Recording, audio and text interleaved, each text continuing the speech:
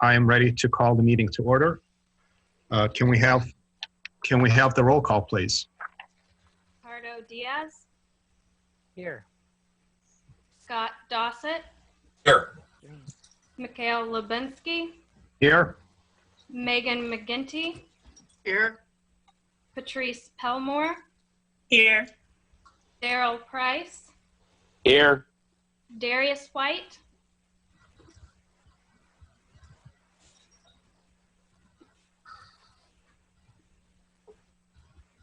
Darius has resigned his position on the commission.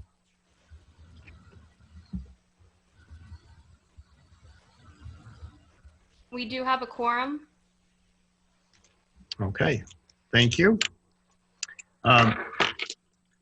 Before we move to an approval of the agenda,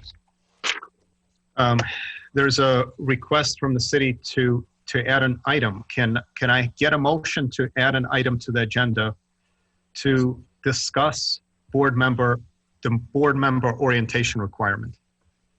So moved. Is there a second? Thank you. I second. Okay.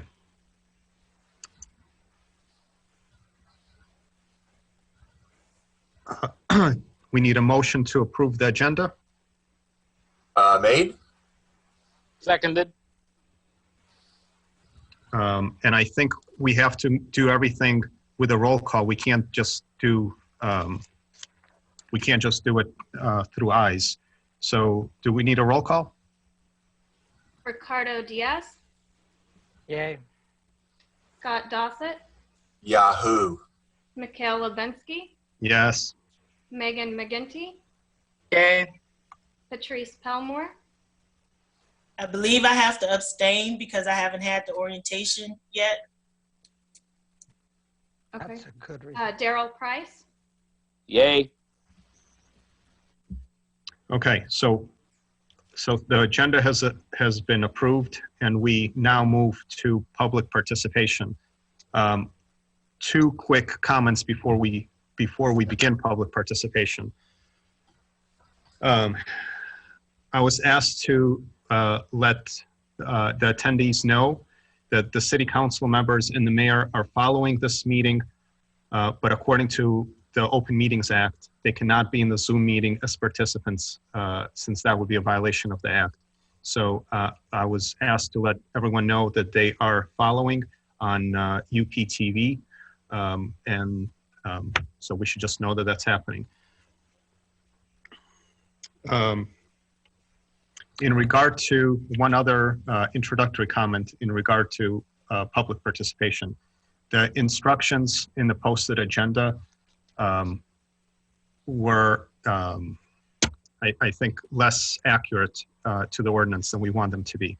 So I'm just going to read out loud very quickly how we're going to do public comment, and then we'll go ahead and get started with that. Public comment is limited to no more than 5 minutes per person and no more than 2 hours per meeting, unless extended by consent of a majority vote of the members present. If the presiding officer recognizes that more than 20 persons desire to speak, including comments sent via email, the presiding officer may limit each speaker to comments of no more than 3 minutes. I see that there are fewer than 20 people on the call, and there is only one email comment. So I don't think we will reach 20. So we can set the clock at 5 minutes.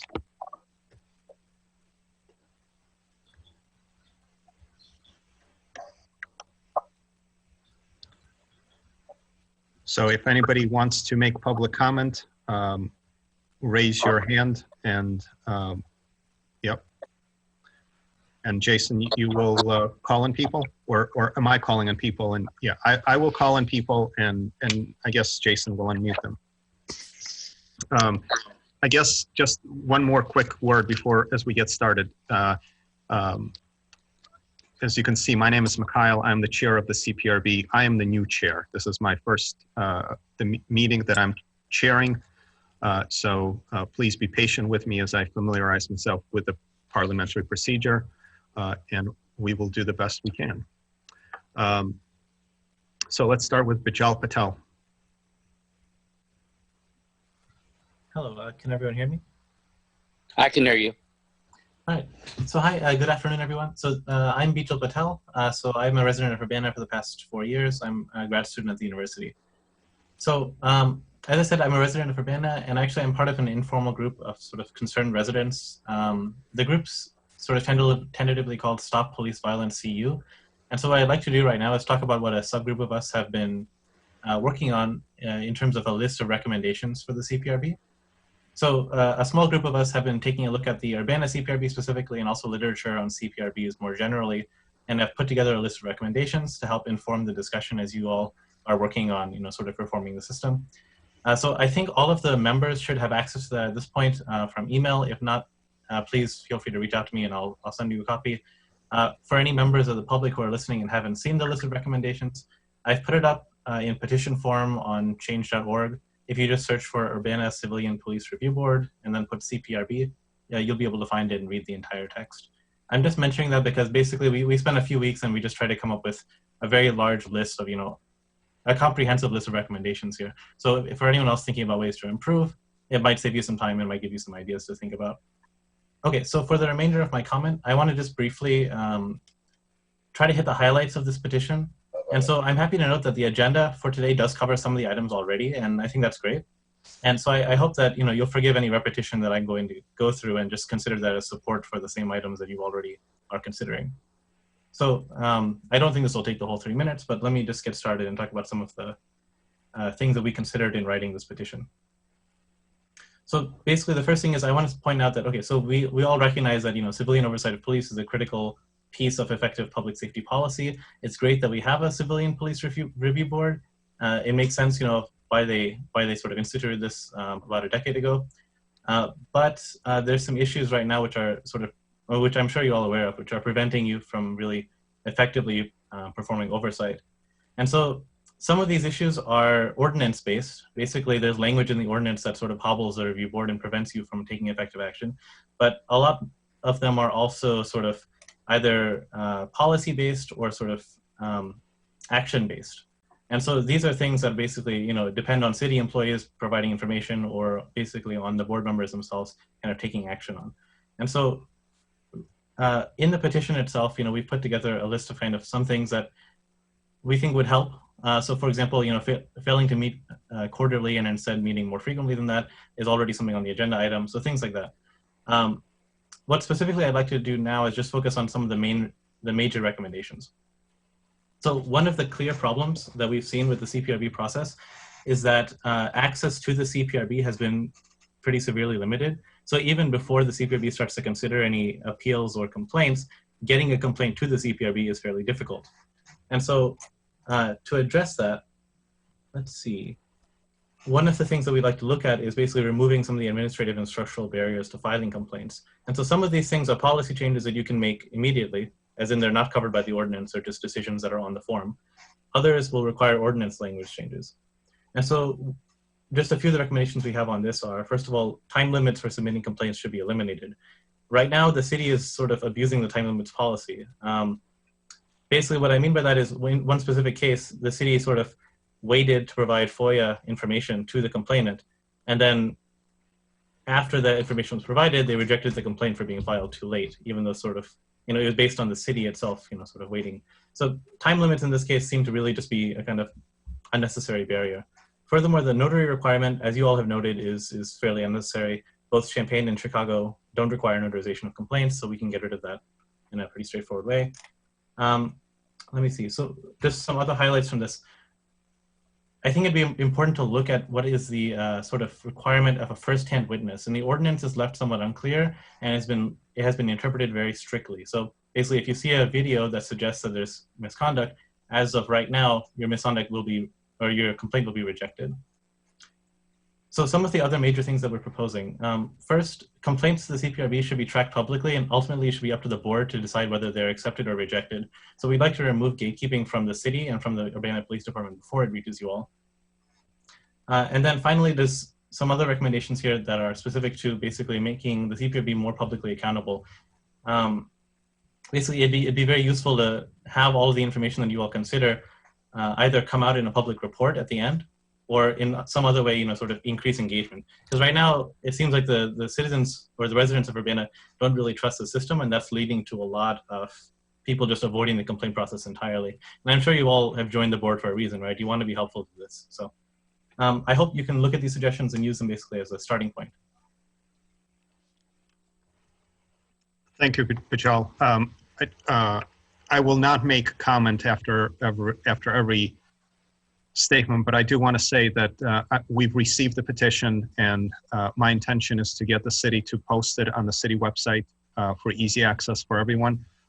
And my second intention is to create space, not in this meeting since it already has an agenda, but in a future meeting for a more in-depth discussion with this group that created the petition, as well as other groups that are clearly have a stake in the ways that our community is policed. So thank you for that.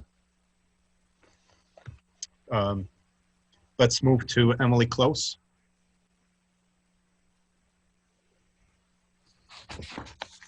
Good evening. Can you hear me? Yes. Good evening, board members. I'd like to make a few comments. First of all, regarding today's list of new business items.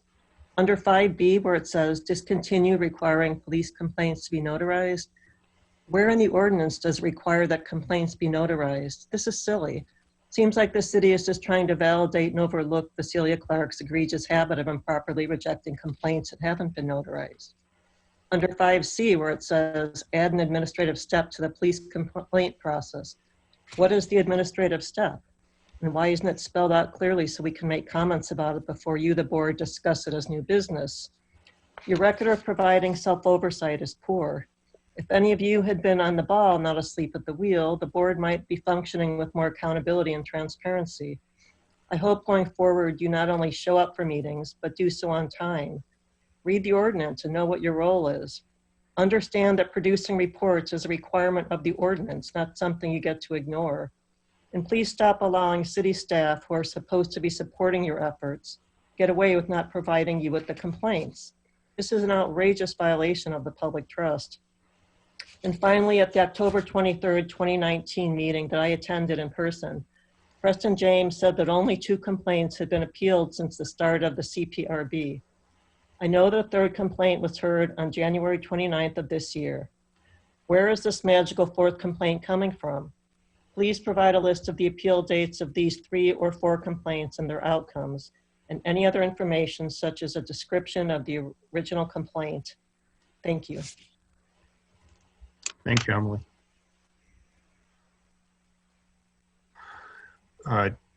Jane, and then Christopher. Hello, can you hear me now? Faintly, Jane, if you a little louder would be great. Can you hear me now? Yeah, now, thank you. Okay, my name's Jane McClintock and I'm a resident of East Urbana. I agree with what everyone has said and support the petition that Bijal has described. But I wanted to speak specifically, since they've spoken well to that and outlined the requests well in the petition. I wanted to speak to my personal experience of trying to make a complaint recently, just as an example of the need to reduce greatly the institutional barriers to creating a complaint. First, I wanted to create a complaint, and so I went to the website to download the form and realized that I couldn't download the form, and that in fact I needed to email Vasilia to ask her for the form. At which point it took several days, but I did get the form. Thank you, Vasilia. I think this is something that could very easily be corrected. And then when I went to appeal the decision, I also had to request that form and be provided it by Carol Minton, which took some time and seemed totally unnecessary. Furthermore, I'm somebody that, honestly, I've been blessed with a wonderful education in the Urbana Public Schools at an Ivy League university and have a master's degree, which I wouldn't usually point to except for the fact that I had to rewrite my complaint because it was grammatically not clear enough and not legal enough to be even considered by the police department. I did correct it, and they were willing to look at it. But I think that this is a really ridiculous level of pickiness. I think that the the intention was clear, and to have to write it in some kind of legal fashion is really unreasonable. Furthermore, they, this interpretation of a firsthand account as not including video evidence, I think is preposterous. And if it really must be interpreted that way, you should endeavor to change it immediately, because as we have seen across the country, video evidence is really critical to having any kind of oversight of the police department. People who are traumatized by police violence are not the ones who should have to go through the process of filing the complaint every time. And furthermore, the legal definition of a firsthand account is that it's not hearsay. If none of us have any question or concern about the validity of the video evidence, which I think in many cases is definitely the case, there's no reason to reject that evidence as basis for a complaint. Furthermore, I think it's very silly that you guys can't decide what police conduct you would like to investigate, regardless of which citizens want to complain about it. Yeah, and so I guess I just, you know, there's much more that I feel I could say about this, and I just want to express my appreciation for you guys taking a look at this, and I hope you take seriously the petition and look creatively at how you can better have oversight of the police, you know, from where you're sitting. So thank you for the work that you've done and for the work you're going to do going forward. I appreciate your time. Thank you, Jane. Christopher, followed by Tracy Chung. Hi, can you hear me okay? Yeah. Hi, my name is Christopher Hansen. I've been a resident of Urbana for the past 8 years. I agree with the changes recommended in the petition that was described earlier by Mr. Patel. And I think a lot has been said so far, so I don't want to belabor any of those points, but I'm going to try to comment on some specific agenda items today. And the first thing that popped out at me was the notary requirement, and I agree with what the previous speaker said. And my question is, you know, like what legal tool is going to be used to discontinue the notary requirement? Because it's not actually a requirement listed in the ordinance to begin with. And I think it's important that the board, I know it's silly to be discussing this notary requirement when we should be talking about like deadly use of force, but the fact that we can't even get, you know, agreement from the city staff on this one is notable. And what we need to understand, and the discussion that I think needs to take place is, you know, how is it possible, through what mechanism can it be possible that city staff can kind of invent these new barriers and just kind of invoke whatever extra rules they want to invent? And along those lines, what mechanism is the CPRB, the board members, going to use to remove that barrier? Because it's a currently invented one. And I think it's notable that you know, right now, you know, our city administrator, Carol Mitten, and our human relations officer, Cecilia Clark, our city attorney, James Simon, have all basically agreed that this notary requirement seems to implicitly exist in the CPRB ordinance, even though it just simply isn't there. And I want to kind of remind you guys, if you're discussing the notary requirement today, I know there was some argument made by the city attorney and Carol Mitten, and probably from Urbana police officers, about, you know, wanting to make sure that it's a sworn affidavit and that they know the identity of the complainant. I want to remind the board that the Urbana Police Department, and I've actually asked a lieutenant about this, the Urbana Police Department is entirely happy to accept complaints about extreme misconduct, such as robbery, rape, and murder, but only if those complaints are made against civilians. As soon as you're trying to complain against a police officer, all of a sudden there's these you know, extra barriers introduced. So you can call Crime Stoppers right now and report, you know, the most extreme you know, situation of, you know, a shooting, a murder, whatever, and you can do that anonymously, and the Urbana police will, you know, go investigate that maybe too enthusiastically. So, but why is it the case that the Urbana police are perfectly fine with anonymous information, only up to the point where, if you know, it's made about anyone but a police officer? It just seems like it's another reminder of one of those you know, extreme exceptions that we have for police officers, and it doesn't make any sense. And I also want to point out that, you know, besides this notary requirement issue, I've seen many letters now from, Vasilia Clark, Carol Mitten, and James Simon, where they're just inventing new barriers to deny complaints for reasons that just aren't listed in the ordinance.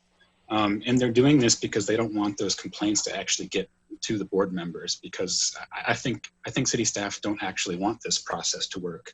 I think it's by design that we have a CPRB that can't really function well, just to give kind of the impression that the city is trying. But when they actually receive complaints, they make every effort to bury them.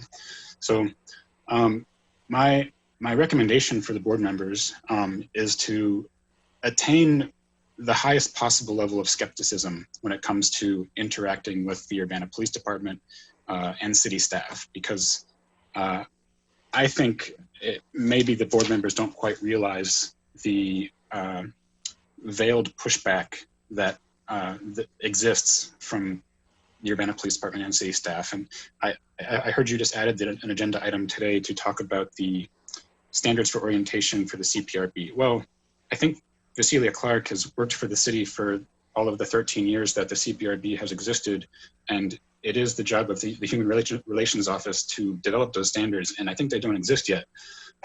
So I don't know what mechanisms the board needs to employ to make sure that staff do their job, but I think you guys need to be a lot more assertive and stop letting the UPD and the city control the narrative.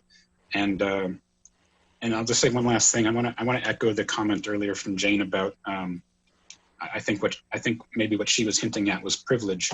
The people who are approaching you and speaking at your meetings and submitting complaints right now, we're doing that with a fairly high level of skill, and we're coming from a position where we can do that, and we can't crack the process. So what do you expect from everyone else?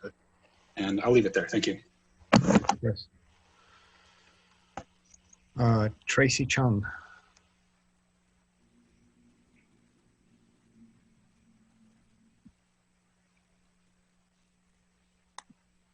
Hi, can you hear me?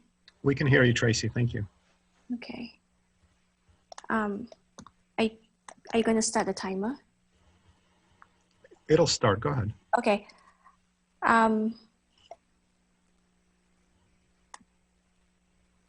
Hi, I'm Tracy Chong, resident of Urbana.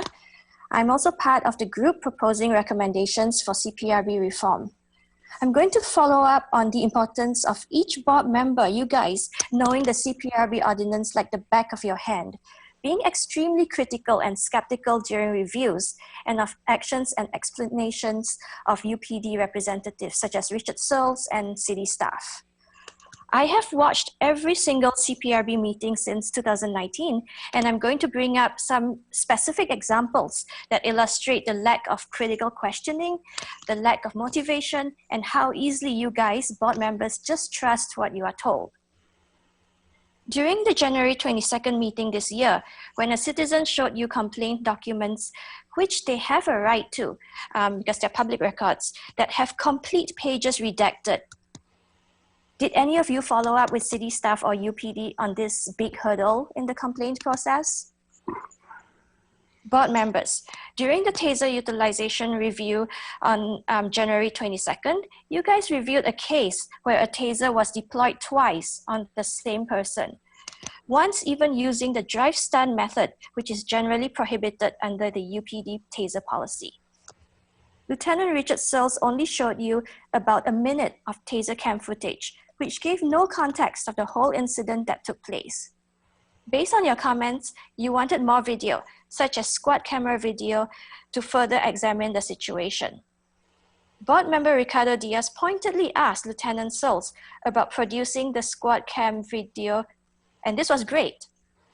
However, Lieutenant Searles just could not explain why he could not produce the squad camera video, and he also could not answer if there was more footage available from other officers on scene. Instead, he gave some rambling explanations, which, those were just explanations.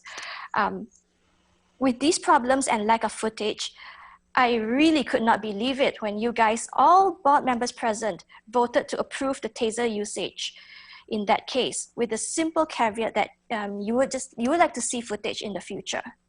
I would like to ask, have any of you followed up on this? Did Richard Searles ever produce the additional footage or explain where the footage disappeared to?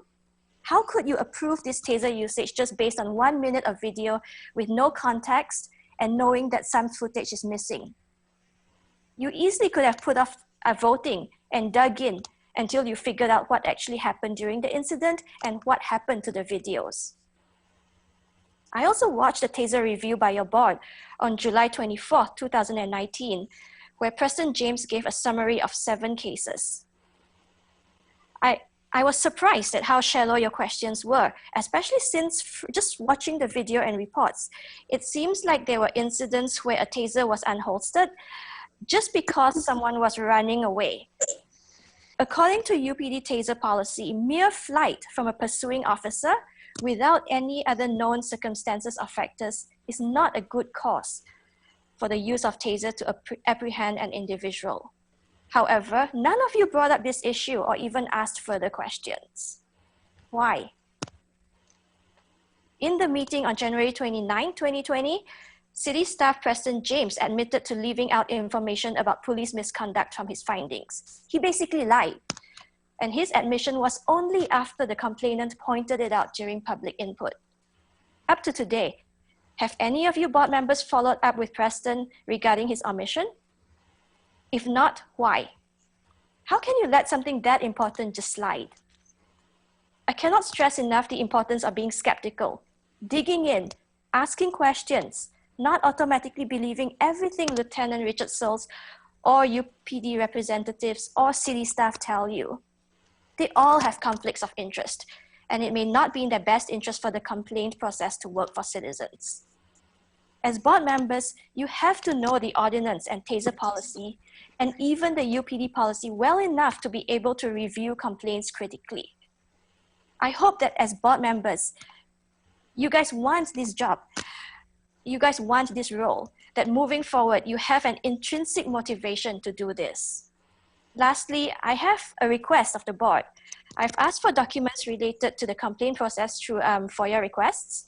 This includes training documents and complaint reports, and I'm being charged by the city. I feel that this is ridiculous, especially in this climate where citizen oversight is needed for police misconduct, and I really hope you will look into it. Thank you. Thank you, Tracy. I don't see any other hands. There's one comment that came in through email that I will read, and then we will proceed from there.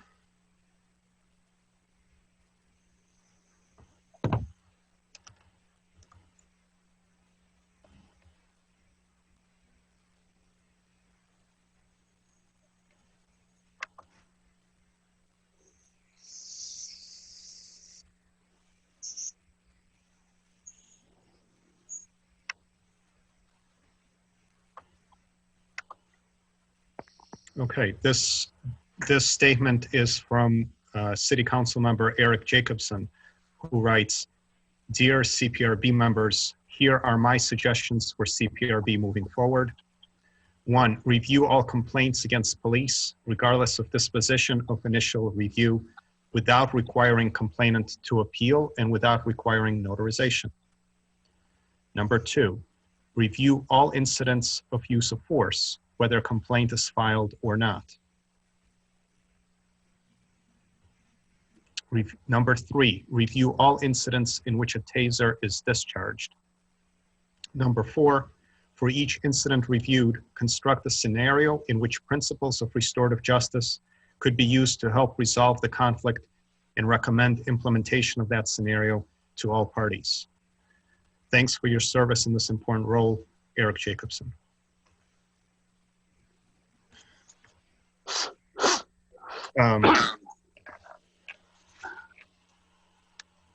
I want to speak really broadly because we're in a new moment. I think historically on a national level, and in many ways here in Urbana, and the moment invites us to look at the ways that we've been doing things in regard to policing, and in our case, in regard to oversight of policing.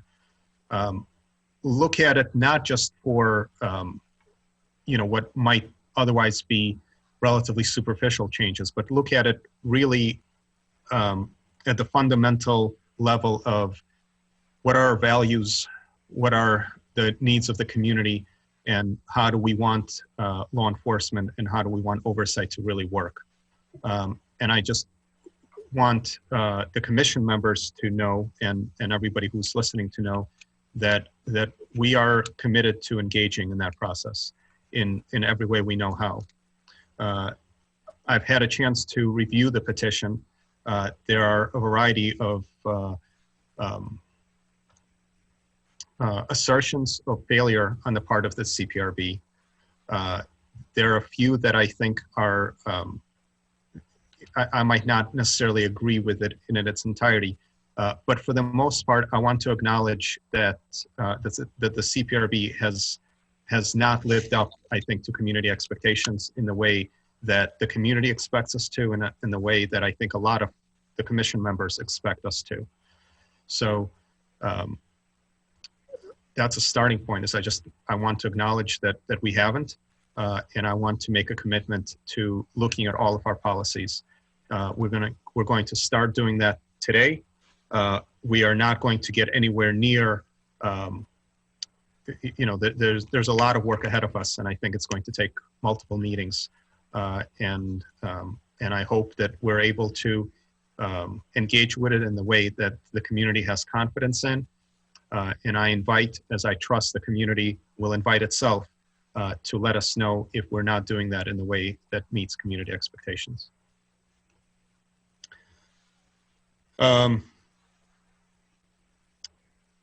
So we're going to move on in our agenda to the new item on the agenda that we just added, which is the discussion of board member orientation requirement.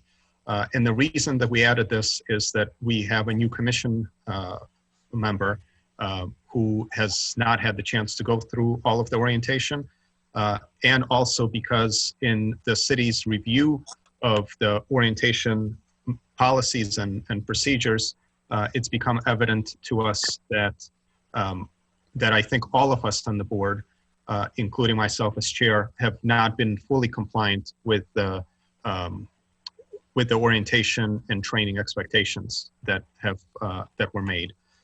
So we're going to, I'm going to ask Carol Midden to expand and fill in some of the gaps, and we'll try to be as transparent as possible with all of you about how we intend to remedy it and make sure that everybody has the orientation and training that we need. Carol? Thank you. So as I think has been pointed out by some of the folks who've commented tonight, and also just through internal conversations, we've determined that there are things that have become practice that are not in compliance with the CPRB ordinance, and we intend to join with you in bringing everything into compliance with the ordinance, and because that, at least for now, establishes what the community expectations are.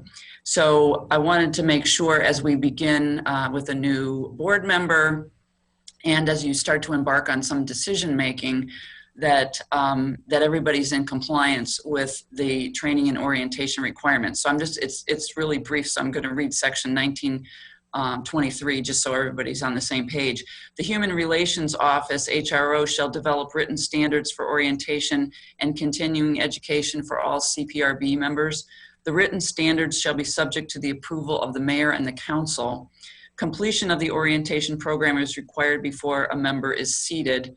Timely completion of continuing education is required for all sitting members.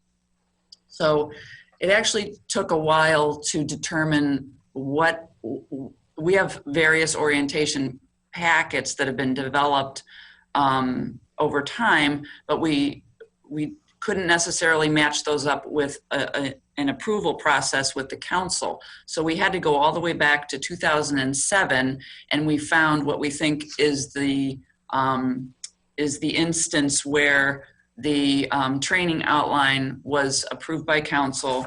It was on the agenda. Well, I actually should be even more precise with my language. It was actually on the agenda of the Committee of the Whole for December 17th, 2007. and it was offered as a motion. It wasn't offered as a resolution, so it never advanced to council. So technically, this has only been in front of the committee of the whole, but it's what we have at this point. So what I propose to do, so Ms. Pelmore hasn't been, she hasn't been received any training yet, but in the outline from the 2007 committee action, there's a series of topics that needed to be covered, and I want to circulate this after the meeting to the board members to determine whether or not you've received training on all of these items. And the one thing that I know, or I believe that everybody might be behind on, even if you did receive the original training, is the expectation in this outline was that a police ride-along would be an initial ride-along of 4 hours and then 20 hours annually. So what I would ask then, and I will put a cover, I'll put a cover email with this, but I would ask you to review your level of training on these items, and then we need to very quickly get people up to speed. We need to do the training for Ms. Pelmore. I think we need to schedule ride-alongs for folks so that you can, as you move forward cleanly with voting, that we can be confident that the board members have been properly trained. So I'm happy to answer any questions about that. I'll be sending you more information subsequent to the meeting. Carol, can the city post the orientation and training requirements on the city CPRB website so that the public can have access to them? Yes, we can do that. And I would also say that we're absolutely open to, we're going back in time because that's our anchor for the approval that's required. We're not opposed to revising, and we have a couple of different revisions of the orientation package. So we're happy to explore going forward whether you'd like to make changes.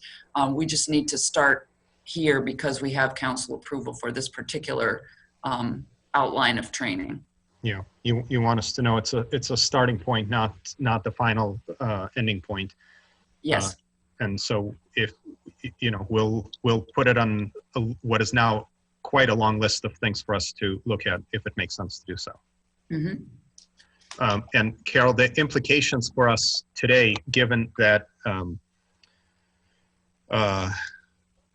is that we will try to reach a consensus and try to get to a point where we have clarity about where the board stands, but we will stop short of making formal motions and putting anything to a vote until the next meeting to make sure that we're in full compliance with the training and orientation requirements. That's what I would recommend. Yeah. Okay. Well, in that light, if I understand, Carol, this was not voted on as the final recommendation, and therefore it's a draft recommendation. I don't have any opposition of working our way through to most of these items because they're good functioning procedures. But as far as I understand, what we have before us is a draft. It is not a mandate. You mean in terms of the orientation? Yeah. No, the orientation that I will be circulating to you was actually approved by the council. So it is not a draft, but it has been approved. However, you may want to make changes going forward. And if we do that, then we'll have to take it back through the council approval process. So for now, we're going to be using the outline that was approved by the council. Well, if it was approved by the council, okay, so that's different than what I thought I understood. I thought you said that it was approved by the committee of the whole, but not by the council.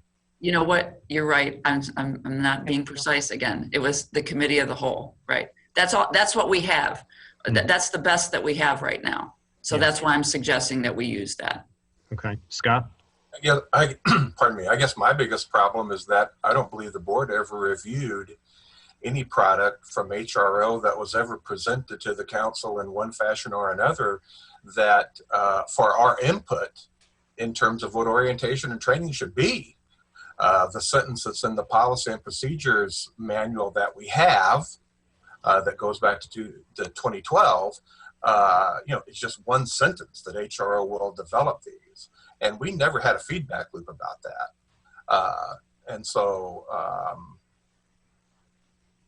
I would like us to be able to think about what we consider to be adequate training to be, certainly given the existence and availability of NACOL webinars, just did one yesterday, and that sort of technology-driven stuff that probably wasn't even available when we first made this pass. And since I do not know what this committee of the whole approved document looks like and have never seen it, I can't provide input to it. But one of the specific areas about training that I know Ricardo will see this coming is that we do so few appeals. I have pushed the board continually to try to find a way to mock trial so that when we get in these, we don't have problems with who has custody of records, where they're coming from, and embarrass ourselves with having to ask an appealing person to provide us with input. And so, I'm not willing just to say I want to do whatever is in a piece of paper that I have never seen. So that's a hard stop for me. So Scott, can we say, we know that there are gaps. We know that what's before us needs probably contributions for us. I don't see this item as so crucial that we spend more time on it yet. It'll be part of what we're working on. We were operating under staff instruction as to what we were doing as training, Right. including the ride-alongs, including FOIA training and other stuff. So for me, I'd just like to appeal to put this as a procedural issue that's important, but part of a larger context so we can move on to some of the others. Yeah, I appreciate that, Ricardo. Part of the perception is that the CPRB has been negligent in following the ordinance.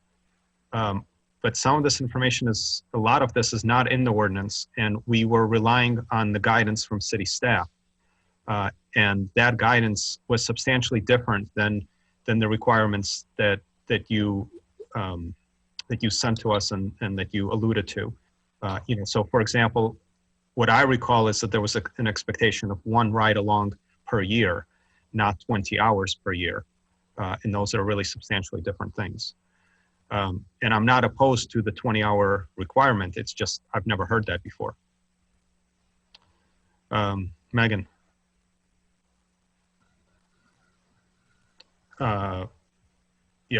Sorry, Yeah. having a little bit of technical difficulty. In regards to the need for further training with us and the information that we haven't seen, would there be a way, and I understand that we have a lot to get through, but since Patrice is new and since since the community really wants us to be more on top of things, I would really like to redo my training, but I would also like to see this documentation as soon as possible and put it on as an agenda item for us to at least begin discussion about, since this is how we're supposed to be doing this position. And yet none of us, it doesn't seem like, none of us really know what exactly is required of us because we haven't seen the document. Yeah, I think that makes sense. And it probably makes sense for the community to be able to provide input on the training and orientation. So I suggest that we put it as an agenda item for our next meeting prior to it going in front of City Council. Board members, what do you think about that? I agree, absolutely. Can I ask a question? Yeah.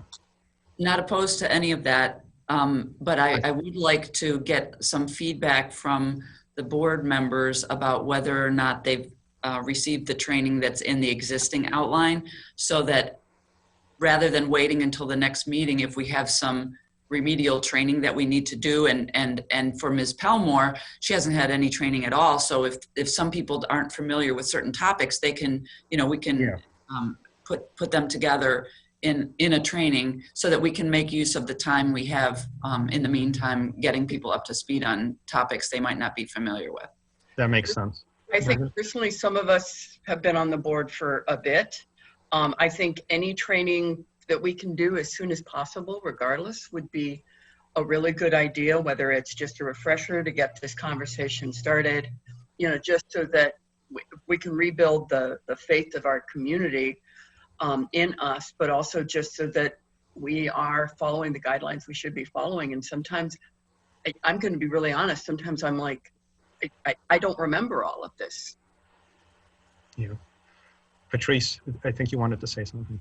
Yeah, I just had a couple of questions. I look forward to the training. I look forward towards the orientation.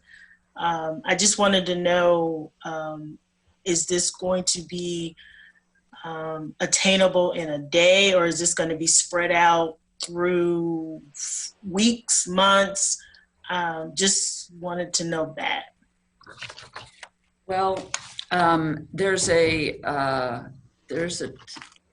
times listed as if this was a almost like a curriculum about how much time is devoted to each topic. So it's multiple hours. I mean, I don't see it happening in one day. I mean, you could, if we did it all in one sitting, it could be done in a day, aside from probably the ride along. But part of it is, for instance, there's at least on this outline, there's a panel discussion of community expectations for the CPRB, and there are certain groups that are listed as participating. So on that list are NAACP, Urban League, Champaign-Urbana Black Ministerial Alliance, and Champaign-Urbana Coalition for Police Citizen Review, which I don't know is still constituted. So some things I think we're going to have to, rely on pulling groups together. So I don't see it all happening in one day, but that might be useful if, I know you have a lot, you have the full curriculum to do, but if we have to pair you up with folks who might not have pieces and parts of this, it might be easier for scheduling purposes to do it in some chunks. Okay, I think my question was, I guess I was trying to figure out if this is going to be a cohort, is this going to be hybrid, is it going to be independent study, is it just going to be basically a bunch of everything put into, does that make sense? It's like it does. Okay, that was the question. The question makes sense to me now. I can't tell you even exactly how we're going to execute this training. Okay. I think some of it will be independent study. Just in the interest of time, we don't have a curriculum. This is an outline of a curriculum. Okay. So, we're going to do the best we can to get everybody up to speed. And then what I would really like is sort of what Mr. Dossett had suggested, which is that you all have input to a training, and then maybe as a group you can do elements of it that might be the new components. So. Okay, thank you. Patrice, if I can add, I remember the feeling when I got here. I did not know city, I knew the procedural part of running meetings, but there was a lot of stuff that was way beyond my head as far as Open Meetings Act and rules and whatever else. But I like that the proposed curriculum. So I'm willing to be your sidekick or mentor or whatever else, because I've had to figure out things as they came. But the other part is, I'm glad that this curriculum is not only police oriented. I did need to learn what the rules are for them.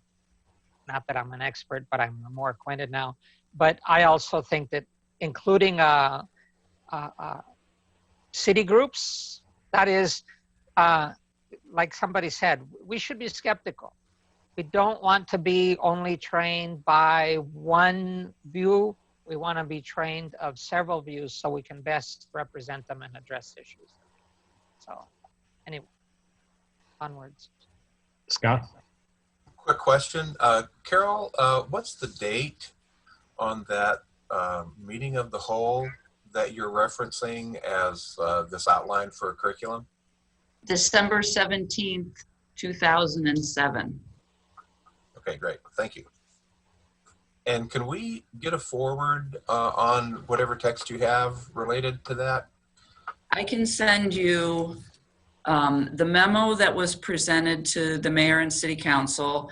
I can send you the minutes of that meeting, and I can send you the agenda for that meeting. Does Okay. that sound good? Sure, that's fine. So would that have been written by Todd? Yes. Okay. When Thank he was the human relations officer. Right, yes.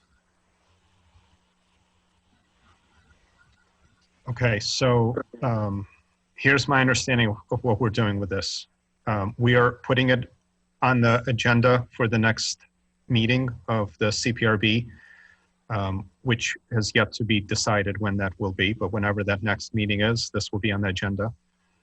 In the meantime, and perhaps in the next 48 hours, all of each of us will communicate to Carol how much and what kind of training we've received up to date so that we can get started immediately prior to the next meeting in filling in those gaps.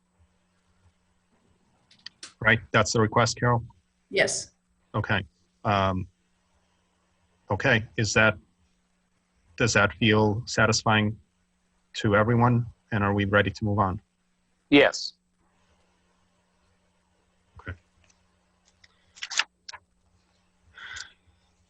So moving on to unfinished business, we have the approval of Scott Dassett's report to council. I guess I have a question.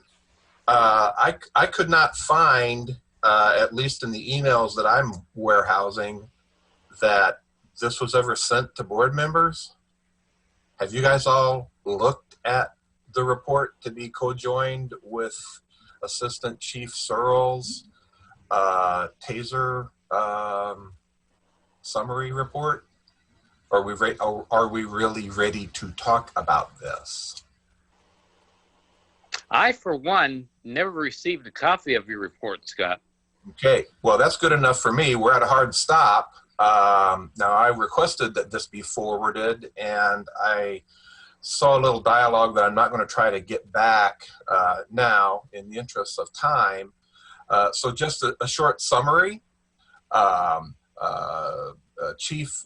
Assistant Chief Searles presented us with the fact that the original TASER implementation ordinance contained a 1 year kind of, this is what we're doing so far kind of report. Staff, board members, everyone conveniently forgot about that after the TASER ordinance was passed, and we got busy doing reviews. And Searles reminded us. And since I was one of the people, Ricardo and I were on kind of an ad hoc committee from CPRB to help develop ordinance language and work through that with UPD. I offered to do a draft. And that draft has been lingering since January. Prior chair, problems with HRO, staffing, etc. And so it's an easy to read, about 3, maybe 4 page narrative. I did not do a statistical analysis of how often out of incidents, contacts, somebody displayed a TASER or how often it was discharged, nor did I go into the literature and try to find how Urbana might compare with local or regional municipalities and take that to the mat as more of a research job. So it reads, it reads like I would talk and I would describe what we've been doing.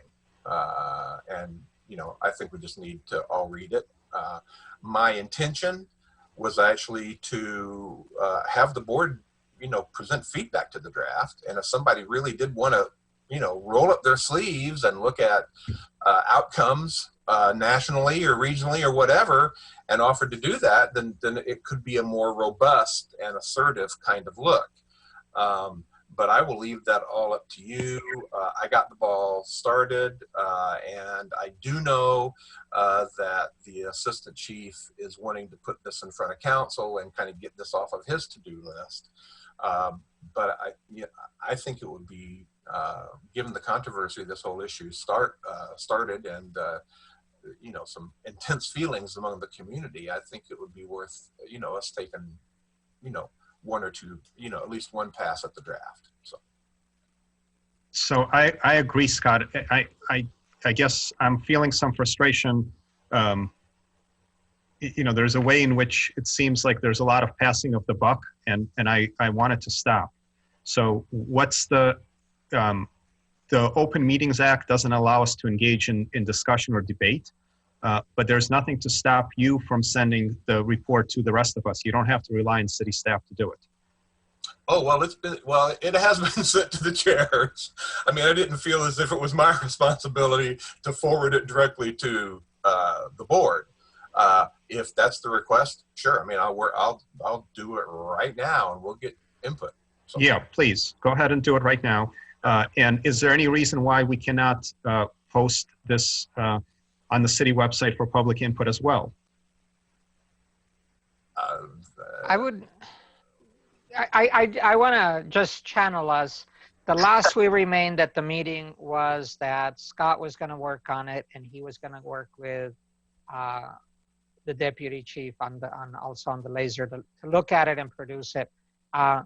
It's only fair that just because it's early, have them send it to us. We look at it to make sure that it jives with our experience since we've been here, and then put it back for public input, because there will be questions, and there might be questions on stuff that we don't even see as existing yet. So I want it to be very public, but it needs to be, from spelling to facts, not to, diminish your contribution, Scott, but we are all just have one point of view. As a group, we should get input from the public as a group after we have agglutinated each one of the views. So, yeah, frankly, I don't know really what public input might mean or how complicated that might be, but certainly I've been trying to route this both through UPD and HRO to get to all of you guys. And if the request is to send it to you directly, then, I'll do that as soon as I can, get everybody's names strung together. I think, so Scott, I didn't mean to, maybe I'm the one that has failed. Did I receive a copy of it as far as you know? Yeah, it's been but I mean, you're settling in, I actually considered it to be HRO responsibility.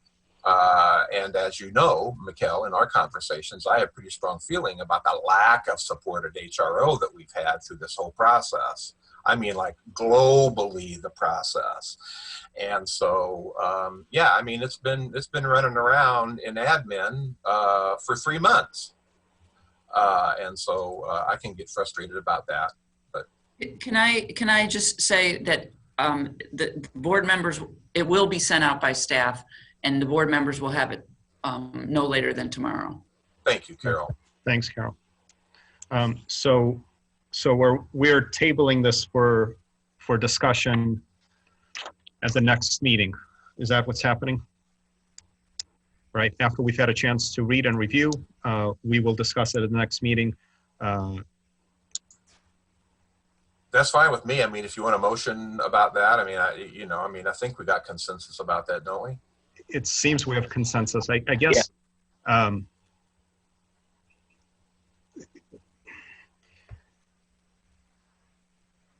I think, so Ricardo, I hear what you're saying about wanting to review. We haven't seen it, right? So we want to review it before inviting public input. But it seems like we're then creating a situation in which we're reviewing and probably passing it before posting it publicly. I don't understand what the difference is. This is a report on what has been going on, and therefore this is In this case, Scott probably has the longest memory of the group.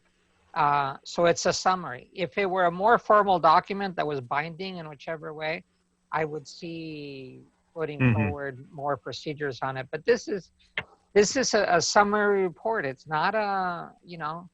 It's not creating policy. All it is summarizing.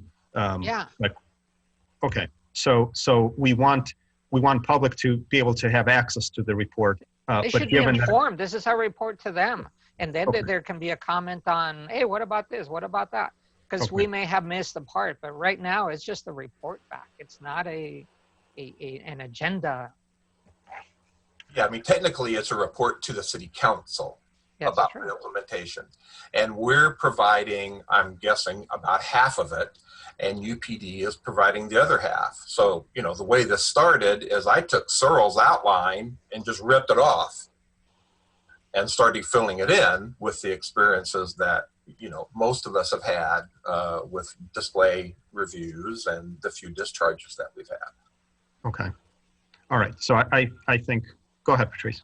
Yeah, I just wanted to say I agree with Ricardo. I think since we're not, from me, I'm starting fresh from this point on, and because the public has been stating that they wanted more transparency and that they wanted to be able to have more input and insight, and for us, you know, to be out there as if not we're trying to hide something or whatever, that we should, you know, just go ahead and send it out and allow them to see it, as well as, you know, we review it as well, because it, like I said, it's just a summary. I want to make sure I'm understanding, Patrice. You're suggesting that we make the report public prior to us considering it or afterwards? Okay, what did Ricardo just say? From my understanding, he was saying Ricardo, that he wanted, go ahead. Ricardo wants the board to review, revise, and likely approve the report before we make it public, because it's not a policy change. It's just a summary of what we've been doing. And so yes, that's what I meant. But as long as allow them to be able to see it. Yes. Okay. Yeah, absolutely. Okay. So I think we're like-minded. I think we're on the same page. Are we? Yes. Yes. Okay. So I'm going to now clarify. We will not post the report in its current form on the website. Correct. Got it. Not until after the next meeting, during which the board will discuss and hopefully approve. Yeah, and I mean, the chief may have something to say about the UPD contribution to the report. You know, I mean, they kind of ride together. I don't know. I don't know why they wouldn't want it, but you know, Okay. Our partner in writing this is, you know, UPD. So. Okay. Let's. Fair enough. Let's not. If that becomes an issue, then we'll engage with it. But at the moment, let's assume that we can make it public when we're ready to. Okay, new business. First item, change frequency of the CPRB meetings from quarterly to monthly.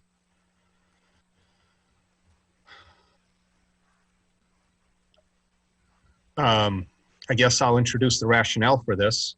I think the public input, and I think all of us really recognize that the times call for a greater involvement on the part of the CPRB, and if we engage in, if we decide, and there's still items in front of us, but if we decide that we are going to be more involved, then we just need more time to do the work that we need to do.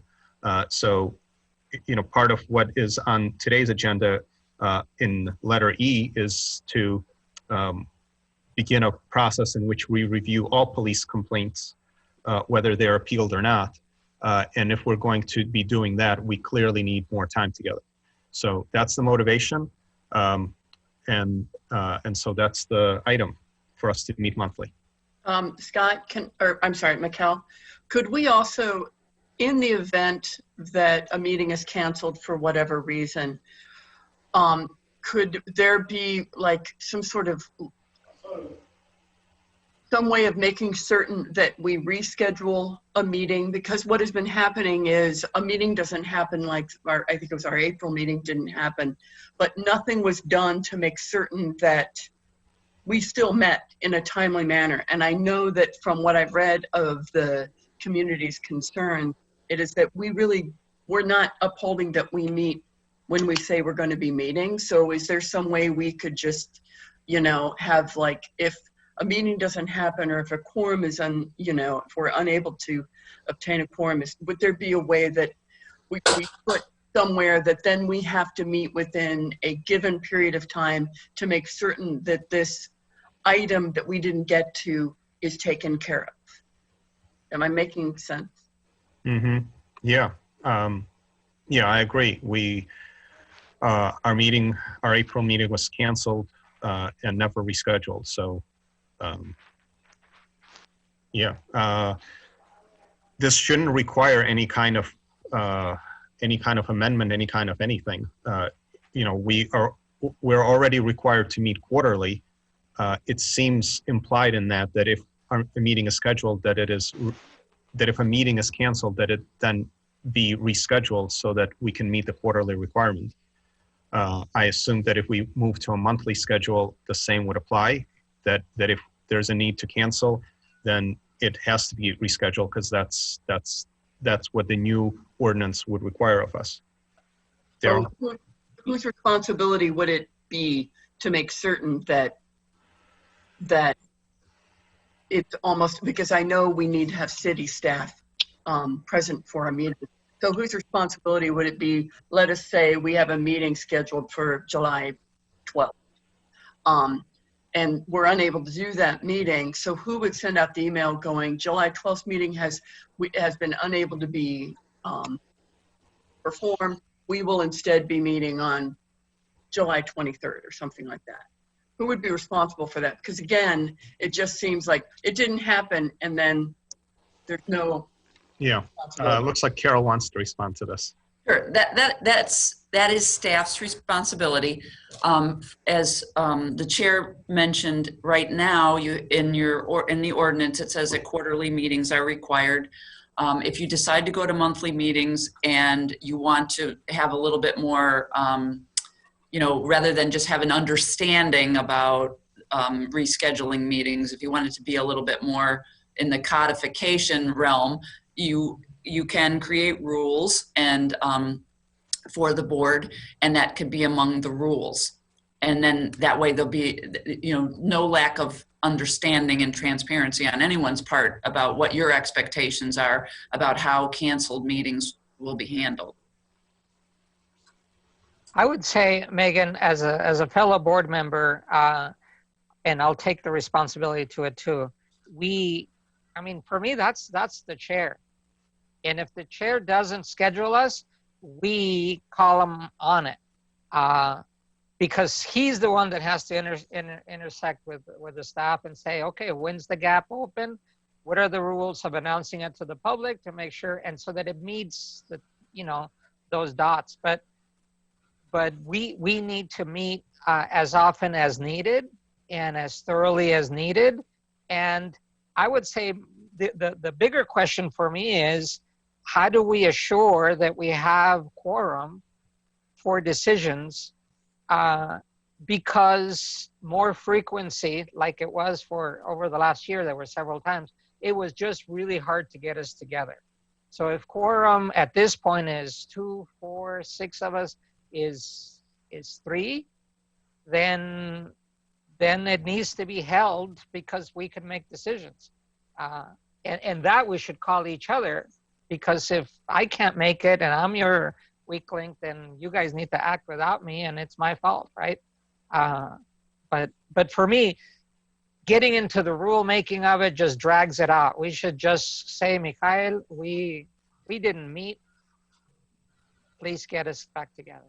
Yeah. So fair enough. I think I accept that responsibility, and I want to say I approached the city staff multiple times prior to the beginning of June about scheduling a meeting, and was told each time that in different ways that the city was not prepared to host us.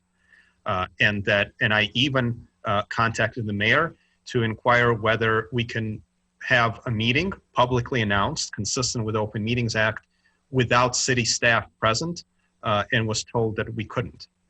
So yes, I can initiate that. I will initiate it, and the city staff has to be willing participants in that. Right, but it's in that negotiation. It's like they don't control all their time either. They have 50 zillion things to do. And so the nearest gap, and so what are the gaps? When can we schedule it? You put the 3 choices out, we get notified, and boom, we move on it, rather than, that's right. It's resources more than anything else, right? So we just have to get on with each other to show up as soon as the possibility opens. In some ways, I hope a monthly meeting makes it easier for us, because in some ways it's easier to track, for example, the 4th Wednesday of every month than it is to track a quarterly meeting. So, but if there are board members that can't commit and can't keep to a monthly meeting, then we'll have to. I mean, that's a condition for being on the board, right? Like, that's the commitment that each of us makes. Scott? I'm going to use every chance I get to talk about the lack of staff support in HRO. We have a hit here on our policy and procedures manual, which within the last couple of months, I was shocked to discover I was the only one in possession of one. Literally. And I think that we should formalize whatever this is in that and continue to edit that document and keep it current. It goes back to July of 12.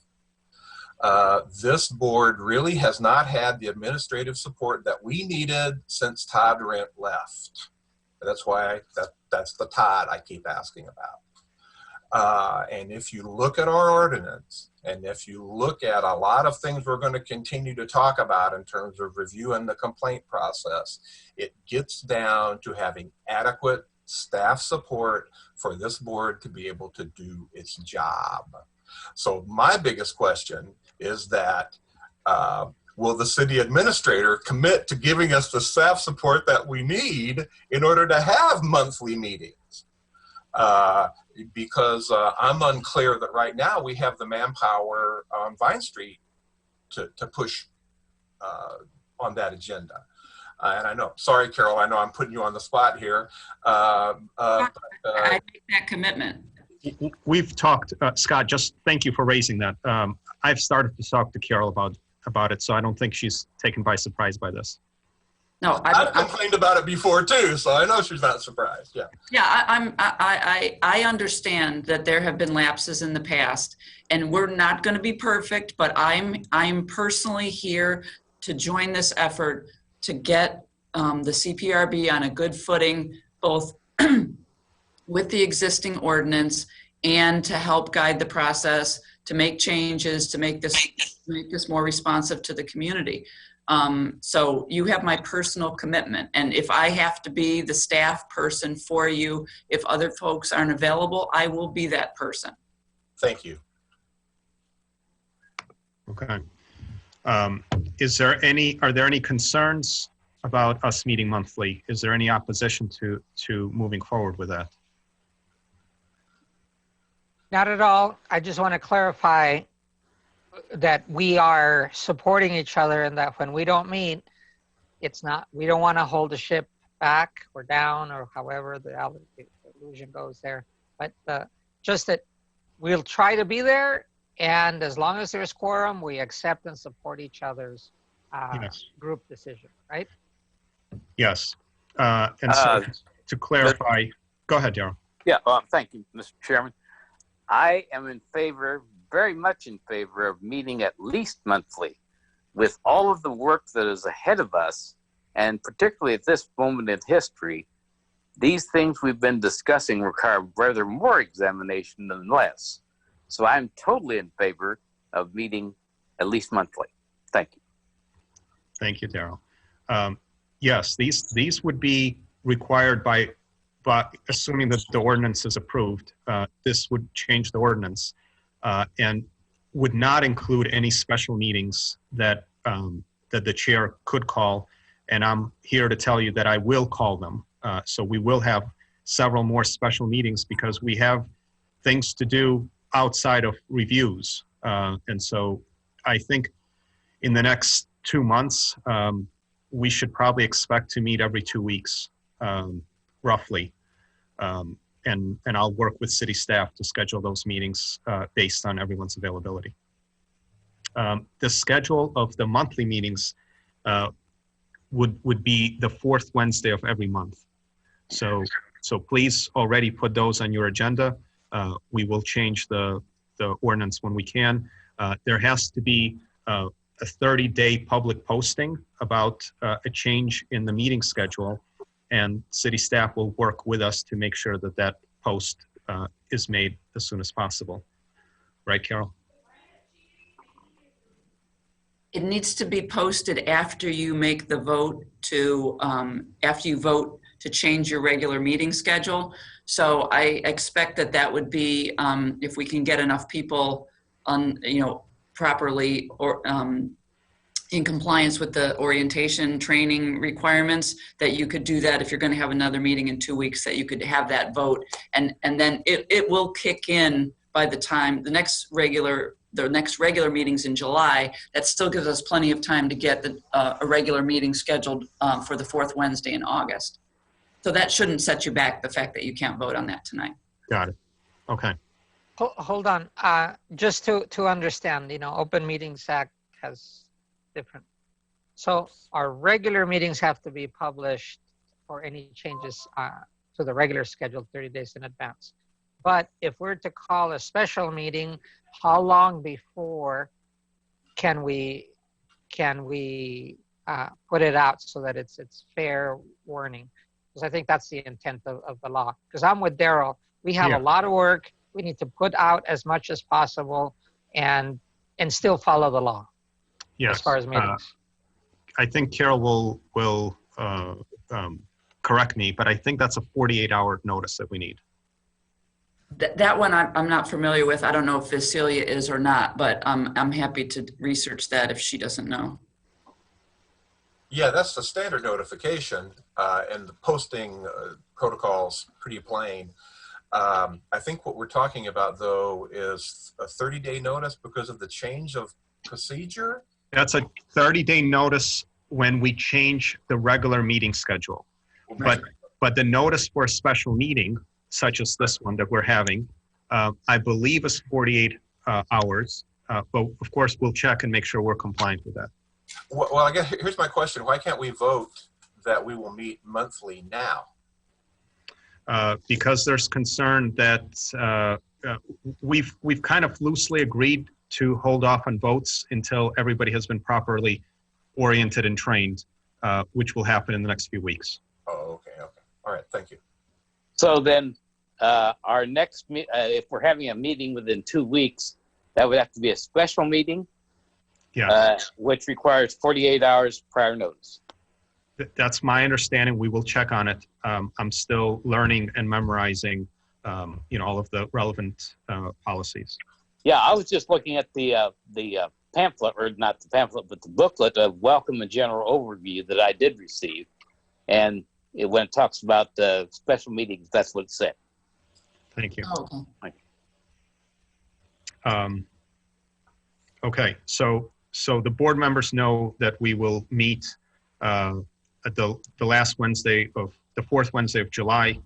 That's our regular meeting, and we will let you know. I'll work with city staff to schedule a special meeting probably prior to that, roughly 2 weeks from now. Can I make a quick comment, Mikkel? Yeah. Can I please be involved in whatever training you guys decide you need to do? Because I was never trained. And I would be happy, to go through that process with Patrice or whoever wants to. so that I can kind of get my feet on the ground. Being around forever has its advantages. You don't really get Yeah, that's the entire point, Scott. We've agreed that we would let Carol know within 48 hours how much training we have, and she will work with us, and I think with Vasilia, to make sure that we get whatever we need. Yeah, I made a note. Yes, great. Yeah. Thanks. Yeah. Although I did write you down as wanting to participate in any training, so we'll be in touch. All right. So we have a consensus for monthly. We'll put it to a vote in the next meeting. Moving on. Next item, to discontinue requiring police complaints to be notarized. So the introduction to this is consistent with some of the statements we heard during public input today. I think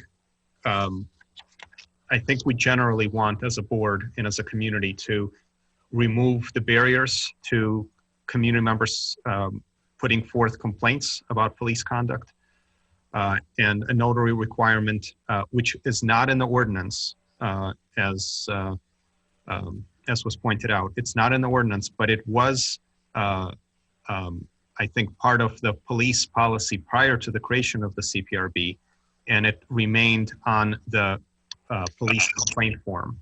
And so it was de facto policy, and I get the irony of having a formal process of removing something that is not part of the ordinance, but I think in order to provide the kind of protection the community members need, I think we need to codify that there's no notary requirement.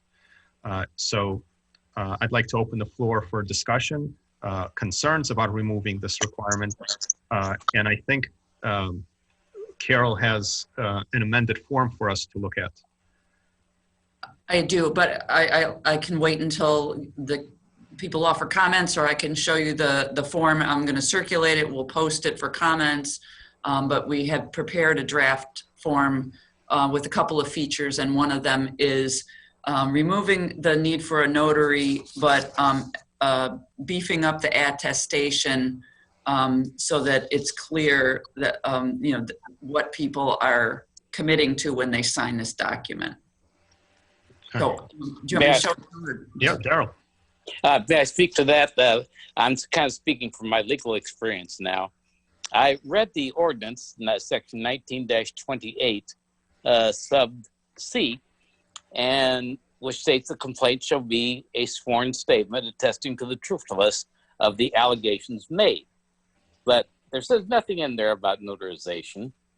To my mind, notarization adds nothing to the complaint itself, and may indeed present a barrier to some people going out and finding a notary and getting it notarized. That, to me, that's an artificial barrier that we need to remove at this time. I would agree with Carol that the attestation part needs to be kind of beefed up, as you say, so the people who sign these complaints are totally informed that if it's later found that they've made false allegations, that they're subject to prosecution for perjury. And that's my feeling.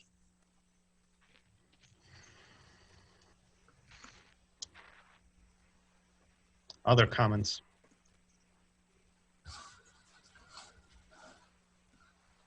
I agree with attestation, and in the office that I work at right now, we do a lot of attestation with the applications, and basically it's under penalty of perjury. Information is true and correct to the best of your knowledge. You're acknowledging it. You're stating the information is true and correct, and you're understanding, like I said, under penalty of perjury. And it's in layman's terms. We do explain it to those that don't understand it. But I think it is something to try and get something notarized, depending on who it is. It could be a barrier, transportation, going to certain places that allow them in there to get it. I agree with taking that off.